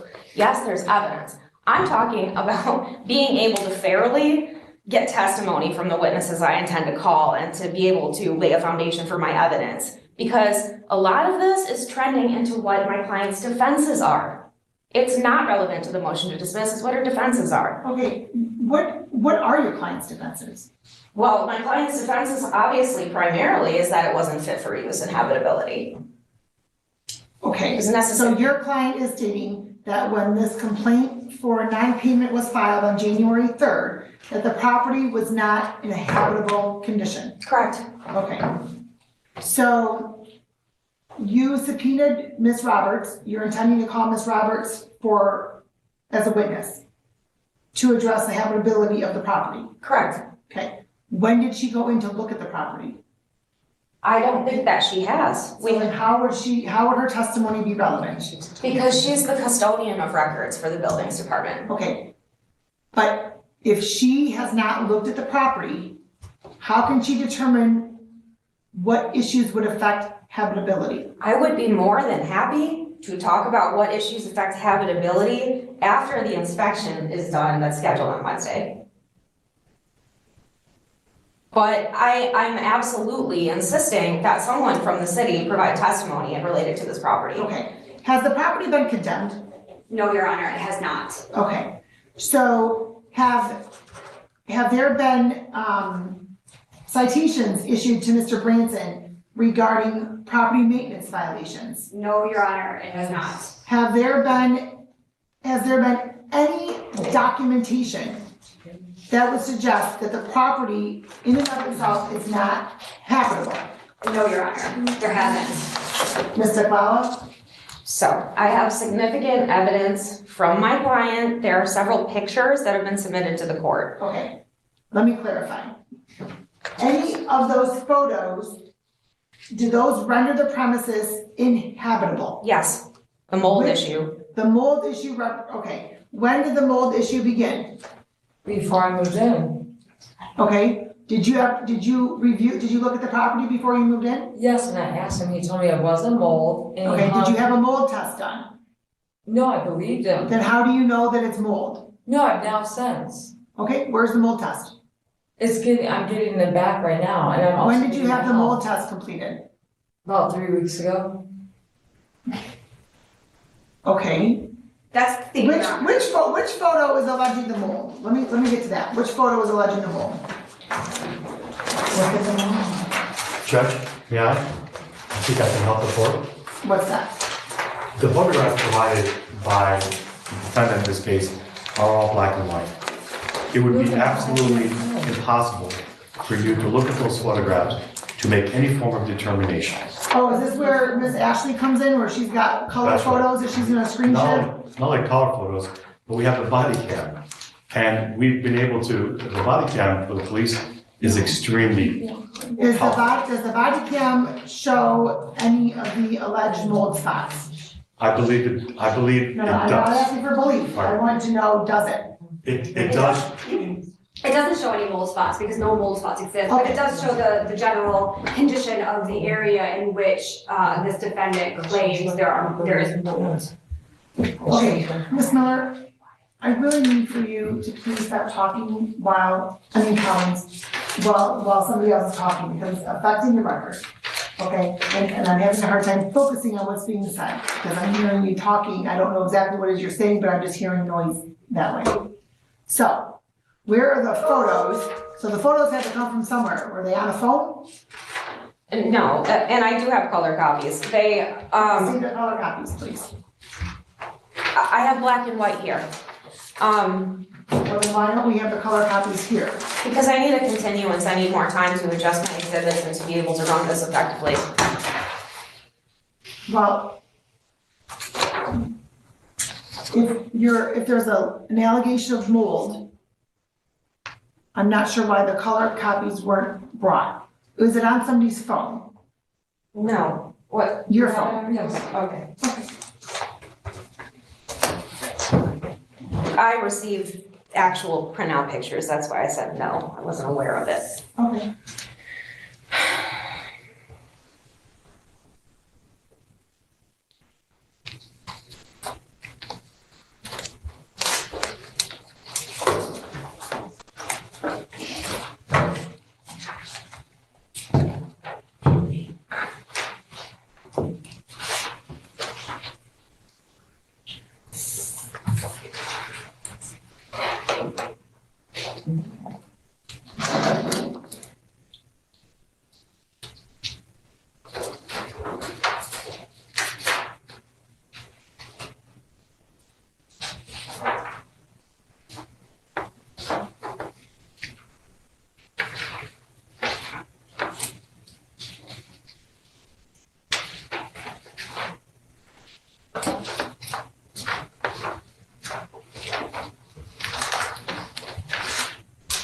When I'm looking at the screen, is Kennedy still available or?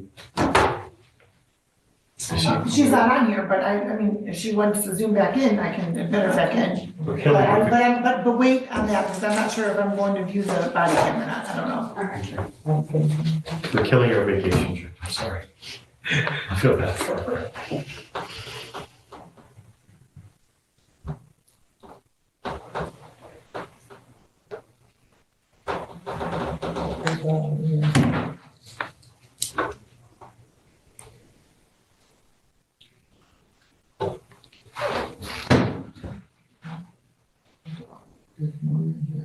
Okay, ma'am, I'm just looking for you to pull up the pictures.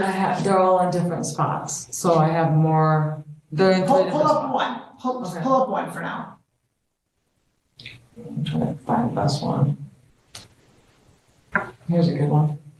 Okay, show it to council. Okay, Terry, can you facilitate, please?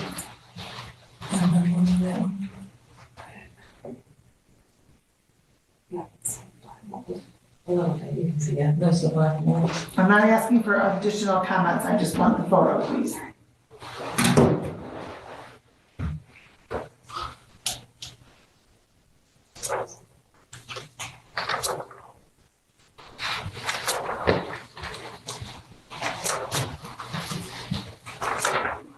Okay, so this is, looks like, okay, where is this photo taken? What room? In the basement. The basement. Okay, is it, this looks like there's brick and then maybe cinder block? Okay,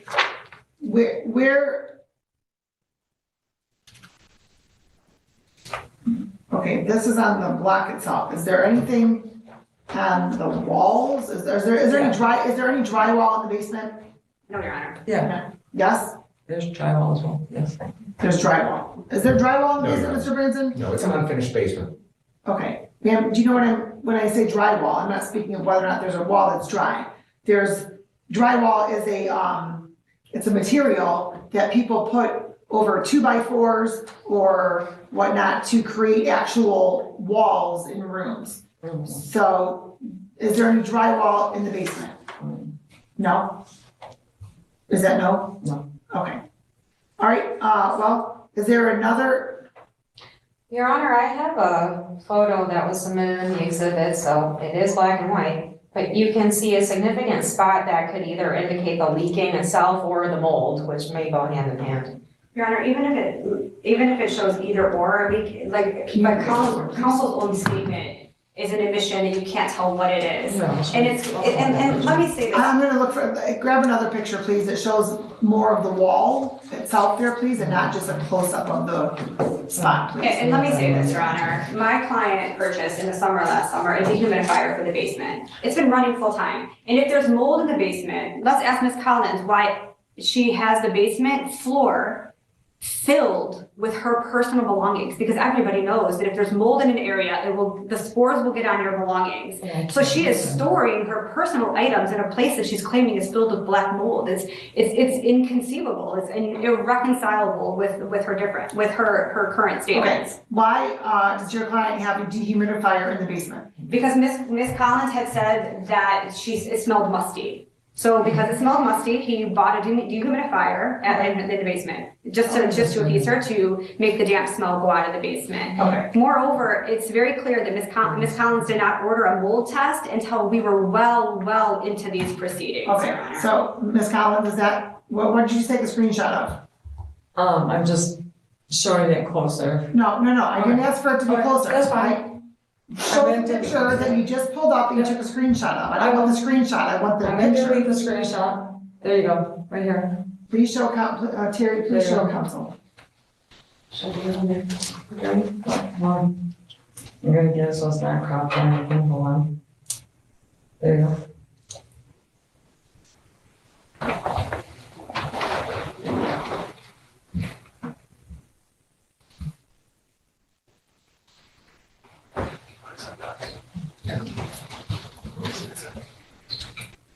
Can we show the historic plan? Yes, I don't even, what is this a picture of? Where is this picture? He has, before I moved in, he had, shelves blocking, window. The window I'm saying that's like almost falling off, he has a shelf holding that window Okay, in. this is behind the shelving?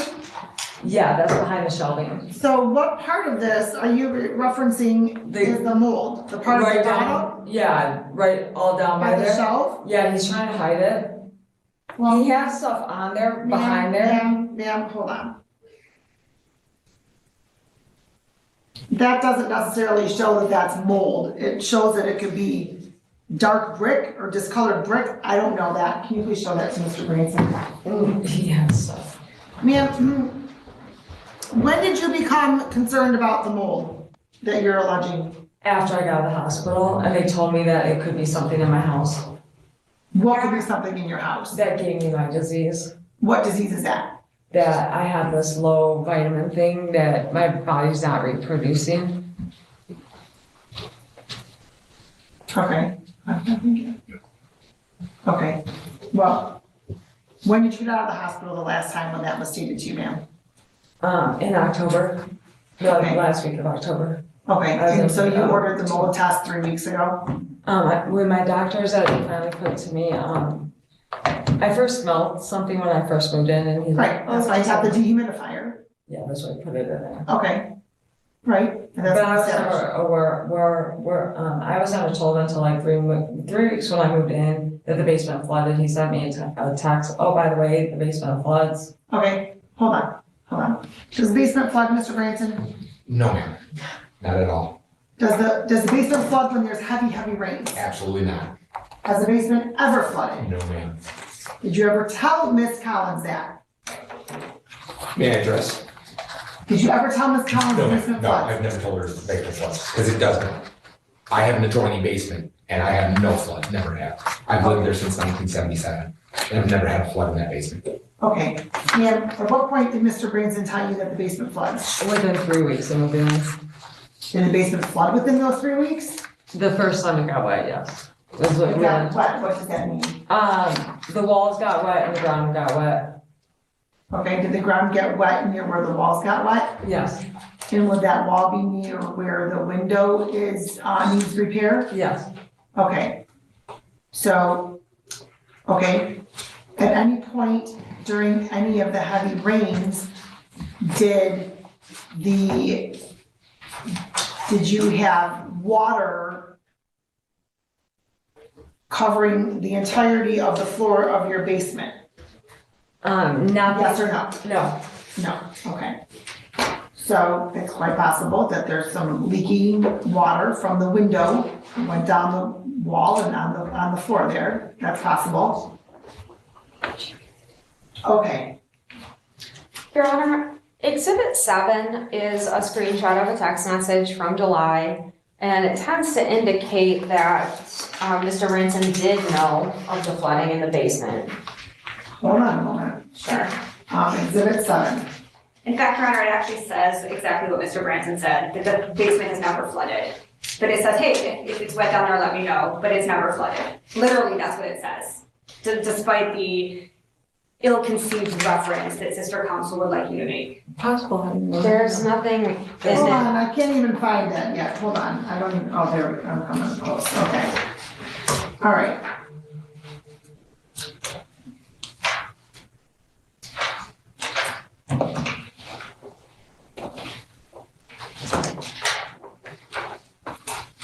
Sorry for the, okay, Tuesday, July 9th at 10:59 p.m. Sorry for the late text, but with the possible heavy rain, make sure you let me know if you're getting wet tonight or tomorrow. And then, Miss Collins responds, would that be in my room or the basement? Sorry if we just get, and then it cuts off. And then there's nothing else after that.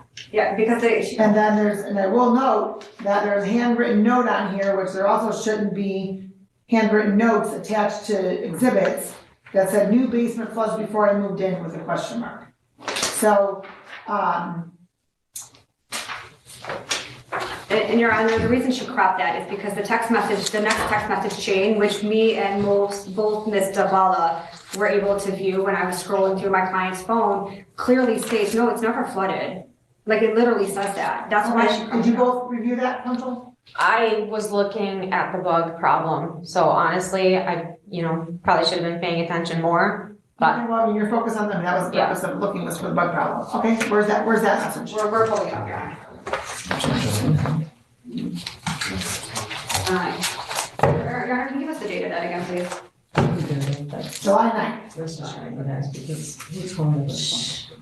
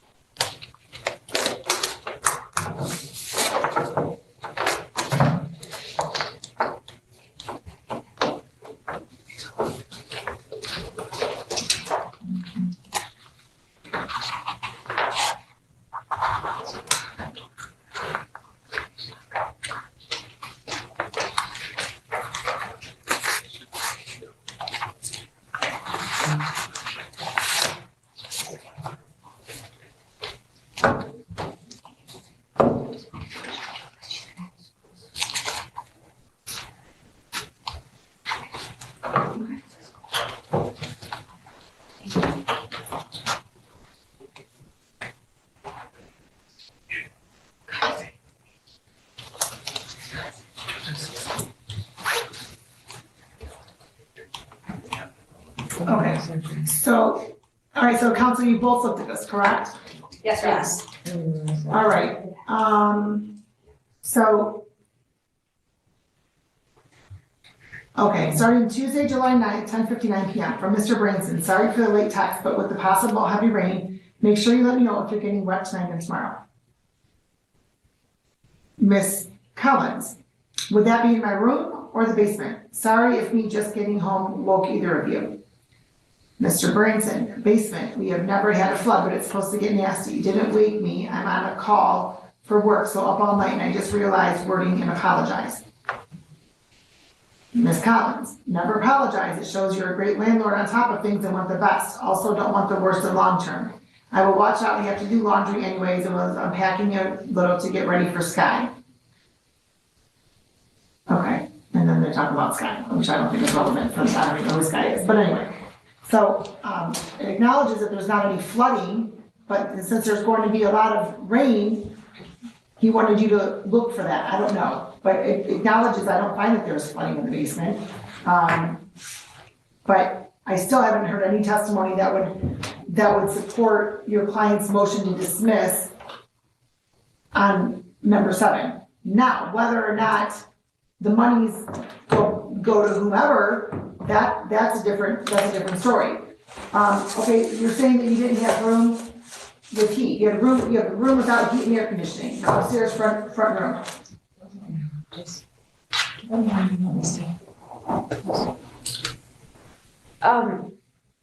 Again, I'm looking to call a witness and. As it relates to the heat and air conditioning in the room? Yes, as it relates to everything. No, I'm asking specifically about the heat and air conditioning. Also that, specifically that, yes. Okay.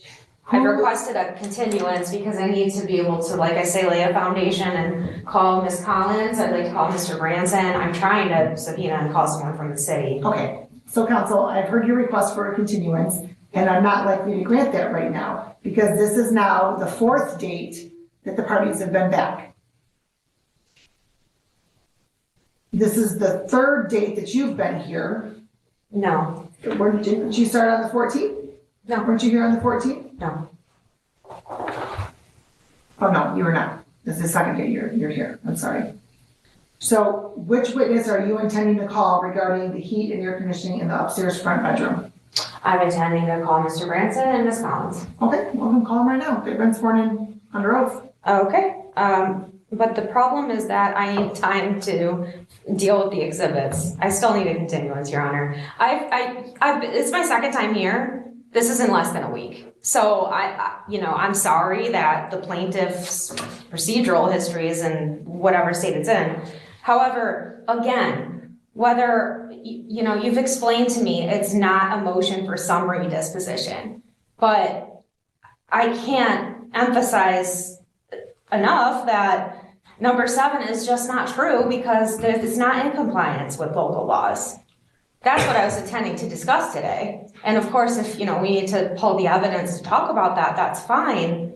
But the problem is I still need to be able to give my client a fair trial. And I don't feel I can do that under these circumstances. It would be different if I had been before you for a month, Your Honor. I would understand. The compliance portion regards applicable state and local health and safety laws. Okay, the ordinance that Mr. Branson may or may not be in compliance with based upon the certificate of compliance or certificate of occupancy is an ordinance, not necessarily something that falls under the health and safety laws. So the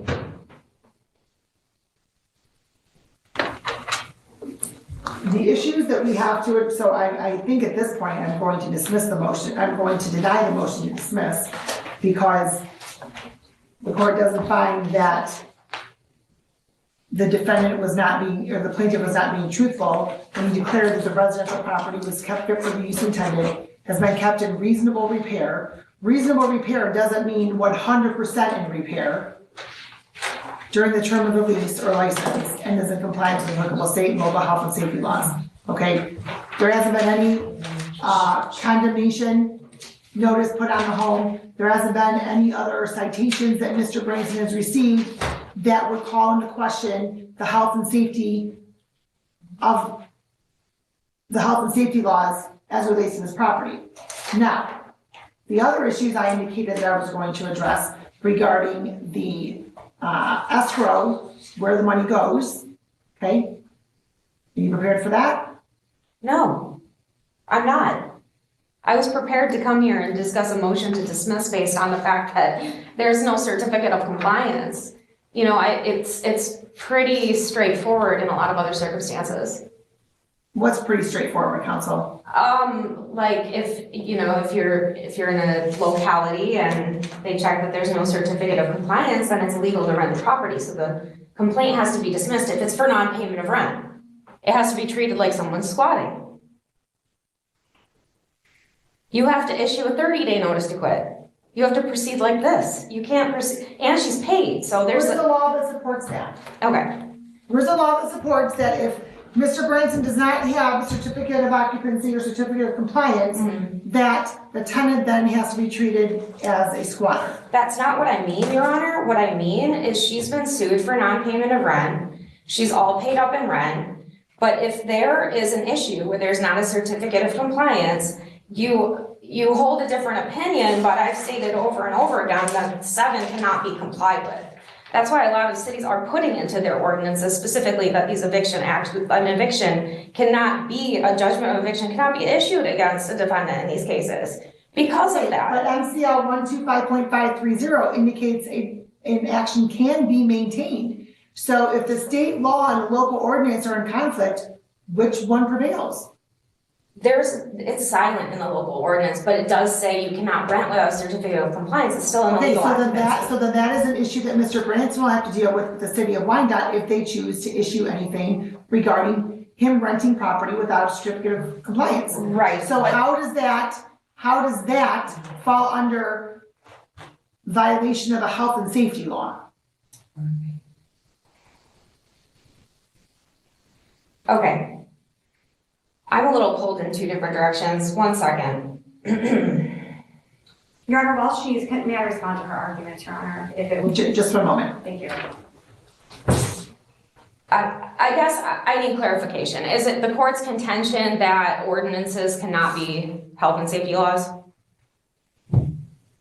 I didn't say that they could not be health and safety laws.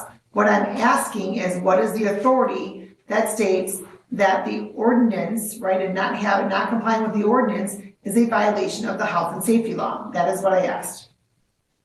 There's not an assumption when there's a law written to protect health and safety that that's what it's for. You're telling me that a certificate of compliance is to protect health and safety? Absolutely. Okay, where's the connection for that? Because a certificate of compliance, a city goes in and does an inspection. A certificate of compliance in this case in particular, because obviously you can have commercial ones, is for residential use. That's to make sure that the tenant is safe and it's up to city code. That is the point. It is absolutely to protect the health and safety. It's absolutely pertinent. It's a health and safety law. Where is the law that states that the ordinances of a locality that addresses rental properties falls under the health and safety laws of the state of Michigan? I would like a 5-minute recess to locate a case. Okay. Thank you. We'll have a recess. We'll go off the record. Okay, let's go back on the record in the matter of Branson versus Collins. 2402269, an appearance for the plaintiff again, please. Good morning, or good afternoon, Your Honor. Amy DeCray on behalf of the plaintiff, Mr. Branson. Okay, thank you. Holly Dagger, likewise, Your Honor. Okay, Mr. Branson. William Branson, Your Honor. Thank you, counsel. Good afternoon. This is Megan Duckel on behalf of the defendant, Heather Collins. Okay, thank you. Okay, and just so you know, there is an individual sitting in the court. She had scheduled a meeting to meet with me on some mental health something or other, I think, as part of her research class. She's on mock trial team in the 33rd District Court, so she's not here at any point regarding anything with this case. I just wanted to state that on the record. Okay. All right, so counsel, I did give you an opportunity to want to look up some case law. Thank you for that. I clearly need to brush up on what I learned in law school. It's the Home Rule City Act. So under the Home Rule City Act, and that's the State of Michigan Act, section 117.3 under mandatory charter provisions. I'm sorry, it's MCL 117.3? No, that's the section. Let me look up what the Home Rule City Act citation actually is.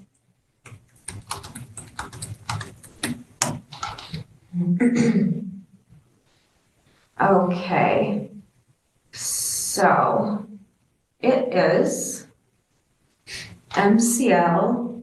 No, that is correct. It's 117.3. Okay. And under the act, if you go under 117.3 and go down to section J, It states the public peace and health and for the safety of persons and property. In providing for the public peace, health, and safety, a city may expend funds or enter into contracts with a private organization, the federal or state government, a county, village, or township, or another city for services considered necessary by the legislative body. Public peace, health, and safety services may include the operation of child guidance and community, okay, it kind of goes on, it's contextual. The purpose of this act, Your Honor, is to state that the body corporate, which would be the city in this case, they are allowed to enact laws in the form of ordinances that protect the public peace, health, safety, and welfare, and carry out the enforcement of that. Now, in terms of a case, I can give you the federal side, or would you like the Michigan citation? Does it matter? Well, hold on a moment. So before we get to the case, the case is going to indicate how the laws apply. You're relying on MCL 117.3 to be the prevailing statute as to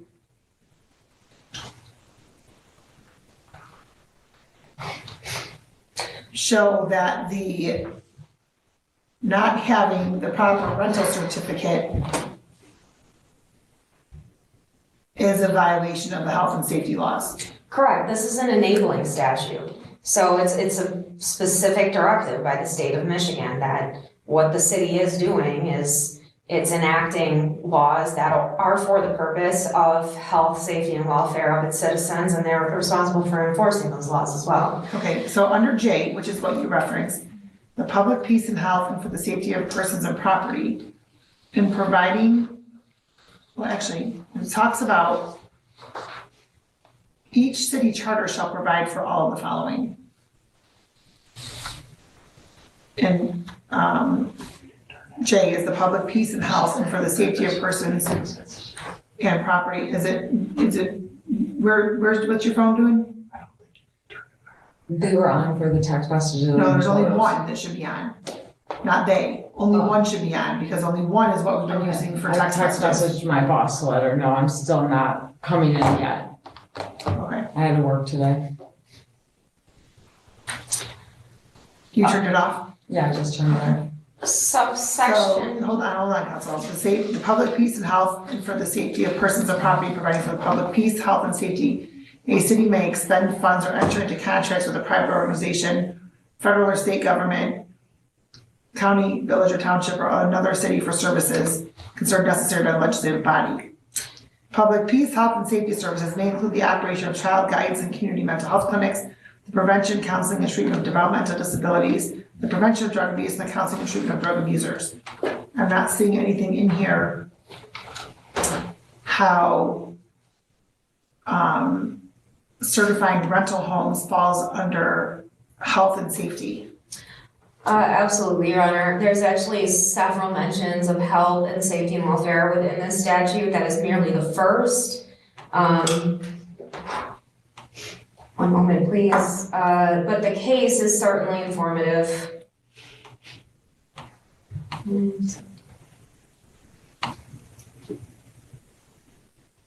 Your Honor, may I make a statutory construction argument? Just one moment. Thank you. Okay. If you go down to section 117.35, it does reference the health and safety of persons living adjacent to land that's been condemned. Okay, hold on. 0.35. Yes.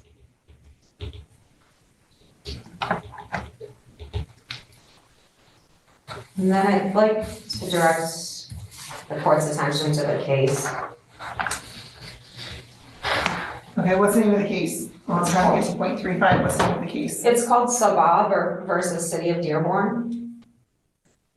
Okay, SABBAGH, Yep, Okay, is this a published opinion? it is. Okay, what's the citation, please? 384, Mish, 510, 1971. Okay.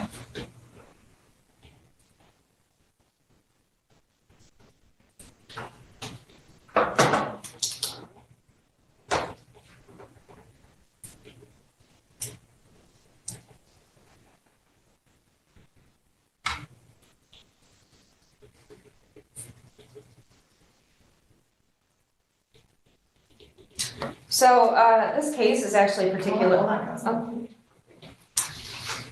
Oh, Before I get to the case, I'm going to give Attorney Eby an opportunity to respond to the statutory portion. Thank you, Your Honor. While I don't disagree with Sister Counsel that this is an enabling statute, this statute was intended by the state of Michigan to allow for the division of large pieces, parcels of land to become cities, states, or cities, townships, counties, and things like that. And it is a provision that allows them to enact statutes or to act ordinances and codes, and then thereby enforce their codes in manners that include, spending money to do it, and also to engage in contracts. But you're absolutely right on point when you pointed out to Sister Counsel that nothing in this statute indicates that this specific ordinance was enacted by this municipality, a quasi-legislative body, because a municipal ordinance is enacted by a quasi-legislative body, quasi-legislative body was intended to be for the general welfare. So this statute says, yes, cities can do these things. They have the ability to organize themselves and to create a government and to run their government and to collect and expend funds for the running of their government. But nothing in this statute is relatively on point to determine whether or not the CFO statute or ordinance is from is part of a health and safety or health and welfare was enacted for health and welfare purposes. And moreover, what you said earlier is actually right on point. When you question Sister Counsel about the interplay between the powers that be here, the state ordinance, which we know is, which we've cited many, many times as 125.530, and the city ordinance. When there's an interplay between a state ordinance that's directly on point in something, the municipality is not at will. And when Sister Counsel talks about this case, it's actually proven in this case that the city is not at will to abrogate that statute. The statute set forth the remedy. The statute did not set a private right in the defendant or in a tenant in this case. So while this statute said, yes, the municipality can do that, nothing in this statute says that that's what this municipality did, or that specific ordinance, the CFO ordinance, falls within the scope of health and safety of this community, Your Honor. Okay. So just one moment.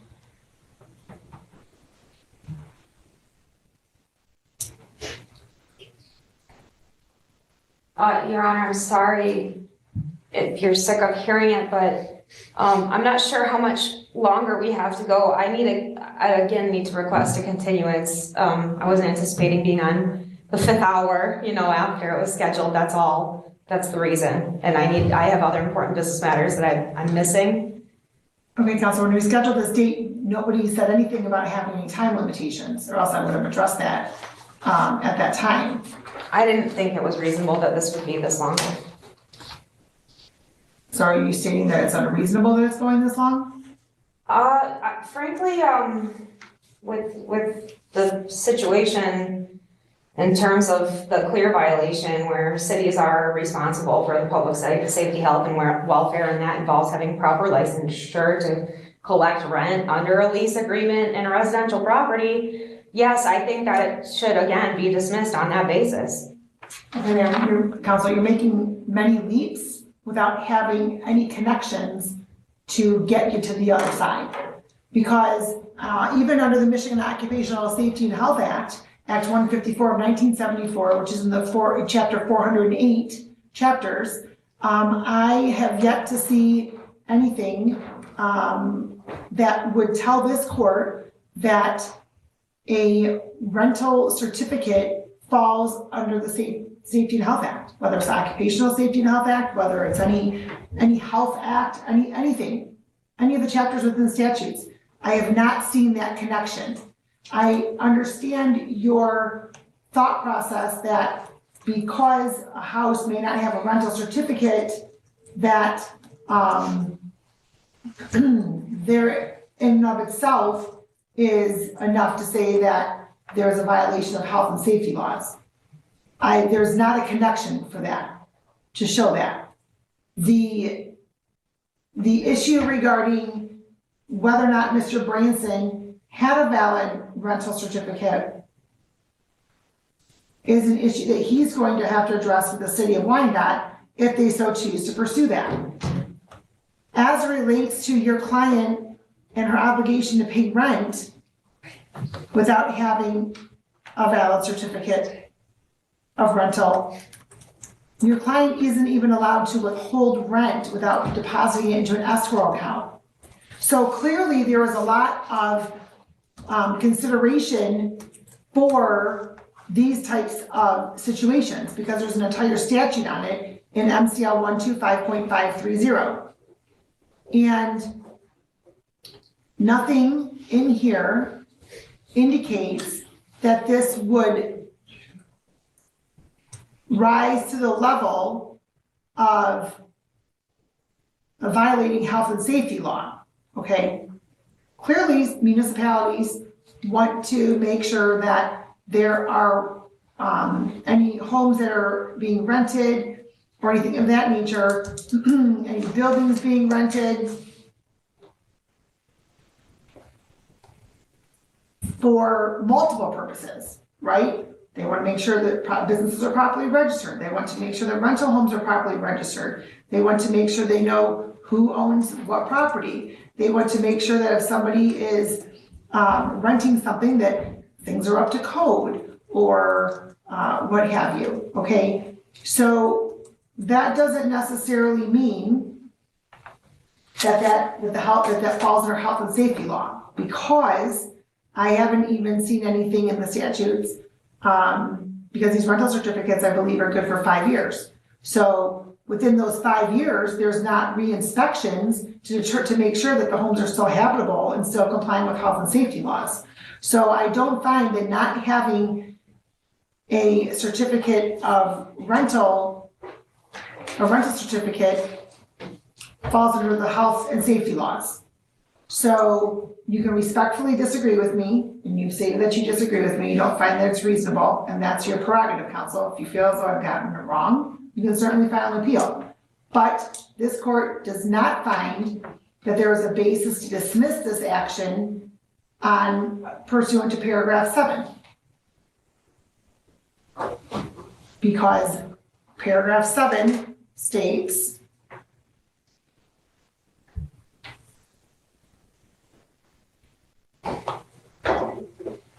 that the home has to be kept that has been kept fit for the use intended, which there hasn't been any testimony that's been not kept for use intended, which was a rental property, which is why the allegation that he doesn't have a rental certificate has been at the forefront, has been kept in reasonable repair during the term of the lease. Okay, I've heard some mention regarding an outlet, possible mold, but there's not anything that was put forth prior to this matter having already occurred. And it says reasonable repair. Doesn't say 100% compliant without any repairs needed. And the court, and it also says it is in compliance with the applicable state and local health and safety laws. So this court's interpretation of that provision is the home has not been condemned. There have not been repeated citations issued to Mr. Branson regarding violation of any of the codes or property maintenance or anything of that nature. So for those reasons, I find that the home is in compliance with applicable state and local health and safety laws as far as that goes. Mr. Branson will have to deal with the city of Wyandotte if they so choose to proceed. However, if they do, with not having a rental certificate while he was renting the property and collecting rent. The court will also note that Mr. Branson, there's a check that was written at the beginning of November for an inspection. So we're talking, he moved in the month of June, about a little over 5 months of not having a rental certificate, not having a pending one or whatever prior to requesting an inspection. Now, I don't know what's happened with any of those communications. I'm not sure about any of that. But what was submitted in the exhibit that I reviewed last night was that there was an email and a receipt, or not I think, there was a receipt. And I think that there's also a letter included in one of these exhibits regarding that request. So I'm denying the motion to dismiss I'm not denying your client or yourself, counsel, a fair opportunity to present evidence. I do not find a connection with the ordinance requiring a rental certificate to fall under state and local health and safety laws. So that's the ruling of the court regarding the dismissal. Motion to dismiss. So that's denied. I don't believe that there's any specific testimony that would alter this court's ruling as it relates to the motion to dismiss, because in this court's opinion, it's a legal analysis as to whether or not the property is in compliance with applicable state and local health and safety laws. But I went through the exhibits that were put forth and the issues that your client raised in a written motion regarding the flooding and the bugs, because that could potentially rise to that level. But based upon the testimony that I heard and the review of the messages that I reviewed, that does not seem to be the case. It appears as though Mr. Branson, when something was brought to his attention, treated it as it needed to be treated, or responded as it needed to be responded to. Now, as it relates to the issue of the June rent, let me do this. We have the June rent. We also have the security deposit, because I believe that your client, which I didn't specify this previously, I didn't make a note of it, but I recall that your client, that there was discussion regarding the security deposit, which I think, as we all know, that you can't do anything with that until after Ms. Collins moves out to determine what, I'm sorry, what? I'm gonna stay until the end of my lease. No, that is not what this court ordered. This is, if you're gonna say that this is habitable and I've been paying my rent the entire time. First of all, you just interrupted the court as I'm talking. But as I was saying, the court, as we all know, we cannot make a determination regarding the security deposit until after Ms. Collins relocates to see if there's any deductions or what have you. Now, Ms. Collins, you stated yourself that you were moving out. You did not want to stay there. No. You did. You stated that on February 7th or 14th. No. You took my words and you twisted them, Your Honor. I did, Yes, right? yes, you did. Okay, so what is it you said, ma'am? I have, Your Honor, this right now is the only place I can stay. No. Right now, I just found out my That's cancer is not what you back. said. No, that's not what you said. What is it you I said? am 100% paid up to rent. This is an eviction. If I did not pay my rent, Ma'am. I was gonna have to leave. I'm Ma'am. staying until my lease is up. Ma'am, I What is appeal it? this. excuse me. I'm appealing this. What is it that you said? Then I'm gonna stay here. No. Yes, I did. I said that day that if you're gonna make me, if you're gonna make me pay, I was going to stay. That's exactly what I said that day. I asked you if you. That's exactly what I said. I asked you if you wanted to keep living there, and you said, no, you don't.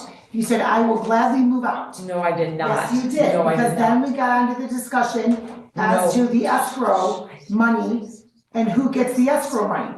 Because you said, then I need my money back so I can go find a place to live. That is how that conversation went. So.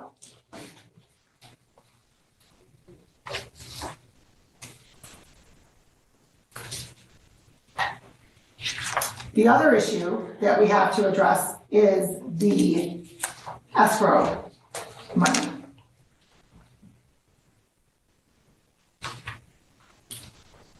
Any other issues that we need to address? Not at this time for plaintiff, Your Honor. Are there any other issues that we need to address, counsel? No. Just those issues? Yes. The June rent, oh no, the utilities, we have utilities that we have to address.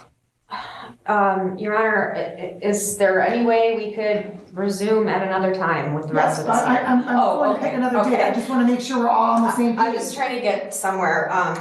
Okay, yes, the utilities. Okay, anything else? I don't think so. I need a timely manner to figure things out. Yeah, I'm not telling you to leave tomorrow. Thank you. I'm not saying that at all.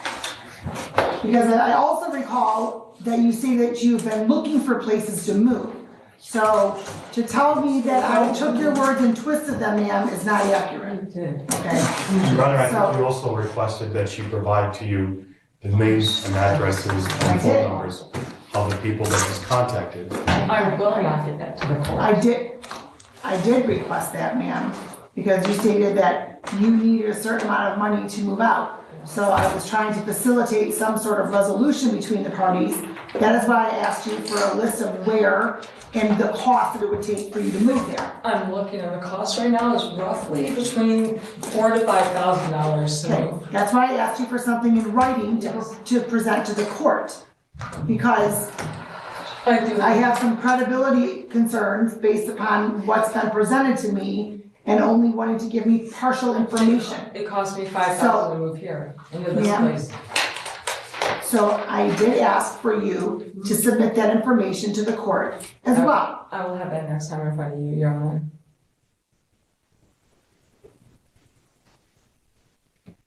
I thought it was unsafe because on YouTube I've been harassed. What? With your YouTube, I have been getting emails, I've been getting text messages because you put all my information out there. I don't put your information out there, ma'am. Okay, so we live stream, right? Courts are live I streaming. did not know that at that time. Ma'am, it's posted all over, the sign's there, there's a sign out in the lobby, there's a sign on our website. There's plenty of notice that we live stream. We do not, and then we take it down after each of the, And I after would each of have the never days. put my email to you, I would have never given you my email, I would have asked you to do that in private. I would I have don't never given remember- it to you. I don't remember giving me your email. You had me give it to you, and you also had me give you my place of employment, and I would have never given you either of those. I would have never given you those on. Okay, I don't recall having you provide your email address Yes, on you did. Zoom. Not in the hearing, but, okay, and I apologize if I did, I don't recall that.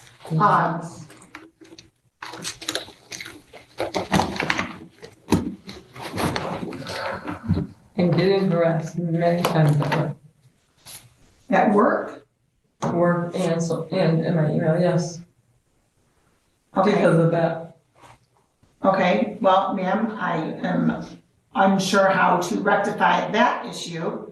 I mean, I would hope that people wouldn't be contacting you. It's not appropriate, in my opinion.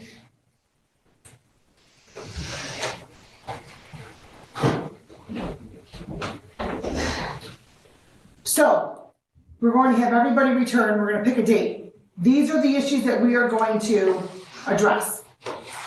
Everybody, I'm expecting to be prepared. I'm also expecting that there is going to be productive communication, conversation, exchange of information, whole information between counsel. Hello. And Ms. Dekwala, I did, and Ms. Counsel Amy and Mr. Dagger, I did review all of the communications that the court was CC'd on regarding the request for utilities, the refusal to speak to Ms. Kennedy, or respond to Ms. Kennedy because it's unauthorized practice of law. Counsel, she is a paralegal, apparently under the supervision of the attorneys, so there can be communication with that. So Ms. Kennedy, I apologize that we've messed up your vacation day today and we haven't needed the body cam video. I don't know if we'll need it next time. I guess just have it ready to go in the event that we have to talk about it. I don't know. But the court is, let's pick the date. Your Honor, Yes. I was attempting to discuss the utilities issue with Ms. Kennedy outside as per your directive last time, Okay. and she would not go talk to Mr. Ali Dagger about what I was saying. That's why I said I needed to speak with him. She would not go and communicate what I was speaking. I'm to talking her. about the email that went. the Right, email right, communication. but it's just a little bit harassing to me, honestly.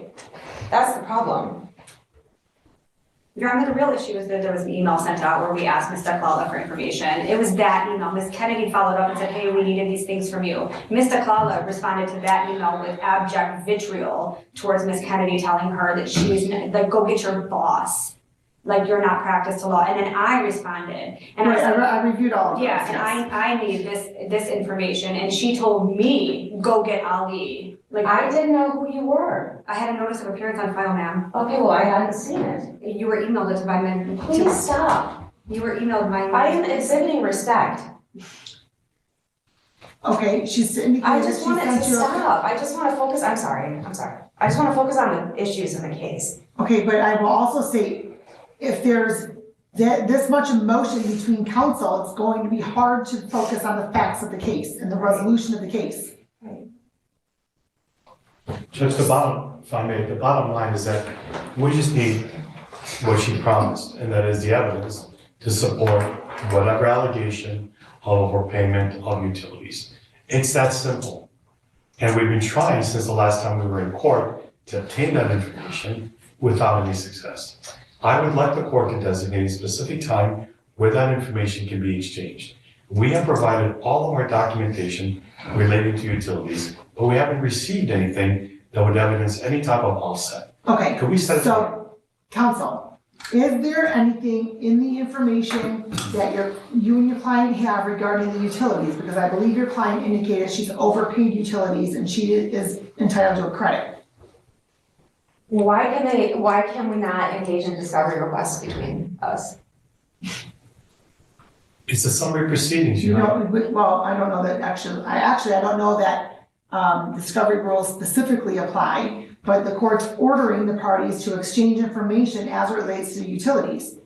So if your client's indicating that she's overpaid, you can turn your phone off now, ma'am. We don't need any more text messages, so you can turn your phone off. Looking for dates that we're gonna go to court. Okay. Okay, so your client has receipts of payments, or what is it that she has that she's indicating supports her claim for overpayment of utilities? So she has been paying via Zelle, Okay, an overall rental amount, I suppose. Because her landlord, the plaintiff here, texts her and tells her how much utilities she has to pay every month. okay, so here's what I need. Here's what I need, I'm gonna spell it right out.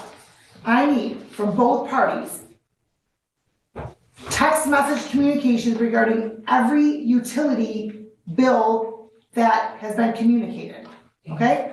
That's the first thing I need. Then I need, if all the payments are via Zelle, I need proof from your bank, the bank statements that show the Zelle. You can even print up the Zelle, whatever it is, as to where it goes. Show the deduction out of your bank. Mr. Branson will show that it was deposited into his bank, okay? So, anything else that we would need, statements, we need the utility statements. That'd be Mr. Branson would have that. They've been provided with those, Your Honor. I'm not saying they haven't been, I'm saying what I need to make a determination on the utilities. Okay, so that is what I need as it relates to utilities. Okay, Thank you, Judge. When do you want us to come back here? I know, we're all excited to come back. March 14th. March 14th at 10 a.m. Thank you for that. Yeah, the escrow will continue, Your Honor? Yes, March 14th at 10 a.m. Does everybody, Yes. That's fine. Your Honor. Thank you for giving me that time. Which day is that on, Your Honor? it's a Friday. Your Honor, I work on Fridays. Ma'am, I can appreciate that, but we have to get this matter resolved. I'm trying to give enough time so that there can be the information, excuse me. I'm trying to give enough time for the information to be retrieved and exchanged. Yes, Your Honor. And enough time, if there's any witnesses that need to be subpoenaed, to be subpoenaed. Yes, Your Honor. Thank you so much. Thank you. So, I would plan to be here for a number of hours, Okay, okay? yes. I don't know how many hours that is, but I plan to be here for a number of hours, Thank you, Your Honor. okay? Thank you. All right, thank you. Take care. Thank you. Oh, I'm sorry, hold on. The court did receive another order for inspection. And, counsel, I'm going to have you both look at it quickly, just so you can see what it is that the court's signing and that the provision regarding the third-party interference with automatic show causes, that was removed. February 26th, between 9 and 2. Inspectors of the city of Wyandotte. Full cooperation of defendant. Who else is gonna be there? Just the inspector. Nobody else, just the inspector. Yeah. And me. Yes. Mr. Branson will not be there. That doesn't state that. Well, I don't know if Mr. Branson is required. I don't know. I will be there. I would presume Mr. Branson would have to be there because he's the owner of the home. Yes, ma'am. And we did go over this last I time. don't want police in my house. Excuse me. We did go over this last time regarding whether or not, Right. Mr. Branson was able to be there or if you had to be there. And the determination after reviewing the statute is that you don't have to be there, but Mr. Branson has to be there. You obviously have the right to be there, but I'm stating that Mr. Branson Right. would have to be there. He's the owner of the property. I will not allow police on my property though this time, after what happened last time. I'm putting that on the record. I don't know what happened last time. I don't know what happened last time. I haven't. Oh, you should see the video. They asked for my escrow account. They said that I'm in Landlord tenant court and they didn't believe what was going on. It was a joke. I'm sorry, but we have another hearing. I really have to go. Counsel, I understand, hold on a minute. Miss Collins, just a moment. Counsel, I understand that, but I also am trying to prevent what I can foresee happening on Tuesday, Wednesday. What day did we say, the 26th? That's 26, yeah. That's Wednesday. I would like for, if necessary, for the police to be there. No. I think to I maintain would the. too, No. please. I was Hold on. pushed aside and told I could not go into any room. Absolutely not. I have it on my security cameras as well. That- I was that- pushed aside and told I couldn't go into any rooms because I was in landlord tenant court. I had to show them my escrow papers or they weren't gonna believe me. Absolutely not. Okay, Not okay. anything you asked for to happen. What? Not anything that you asked for to happen. I said, no, he's supposed to take pictures that I want to. They said, this is a No, joke. no. I did not state, but Counsel, you don't have to point at me. No, I'm sorry, I apologize. You don't, I did not say only the pictures that you want. That is not what I said. No, I know that. What I said was that Mr. Branson was to take pictures of the areas that you were stating were of concern. That didn't prohibit him, that didn't prohibit him from taking photos of other areas of concern that he had, okay? And that was specifically brought up on the record. He wouldn't do that. He wouldn't take any pictures I asked him to. And they said they weren't gonna make him. Ma'am, It was a joke and I don't want police in my house. ma'am, let me just say this, okay? I cannot predict the future. I cannot predict behavior. What I will say is if a city inspector feels the need to contact the police because there may be a disturbance or there may be some concern I or would be other, very nice, but they're not. excuse me, please stop interrupting me and we're not done. Heather. We're not done. Please come back up here. I cannot tell the city inspector they cannot call the police. Okay? I cannot tell them that. So what I'm saying is, He's gonna call them. They won't. ma'am, Mr. Branson, I cannot, here's what I'm going to say. There's not a need for civil standby during the inspection. There's going to be an independent person there, the inspector. And I expect everybody to be on their most adult, appropriate behavior for the entirety of the inspection. That means not communicating in the ear of the inspector as to what they need to look at or anything of that nature, okay? The inspector knows what their job is that they have when they arrive at the home. There should not be any videotaping. There should not be any video recording. There should not be any audio recording. There should not be any communication at all, other than, hi, how you doing? welcome to my home, whatever, something simple like that. That is it. I promise you that, Your Honor, except for my security cameras, correct?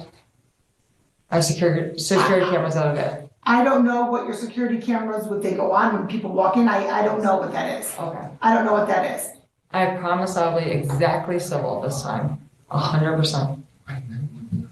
If the city inspector feels the need to contact the police for whatever reason, that is their right. That is their prerogative, okay? That is what I'm saying. I'm not prohibiting a third party who's not under the jurisdiction of this court from contacting the police. Thank you. Thank you so much. Thank you. Have a good weekend. We'll see you back on the 14th at 10 a.m. Sounds good. Did you hear what she just said? Wait, hold on. Please come back. Hold on. Please come back.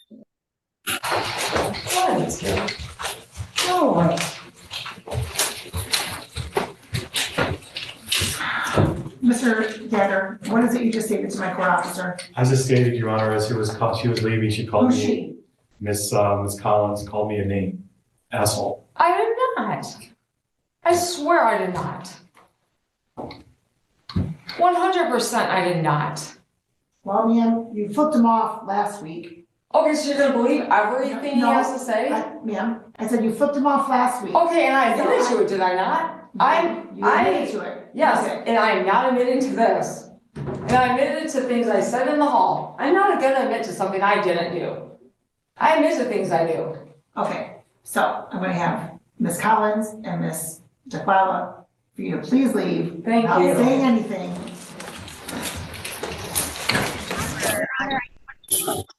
Thank you, Ms. Kennedy. I'm very sorry about your vacation. She's on the beach room.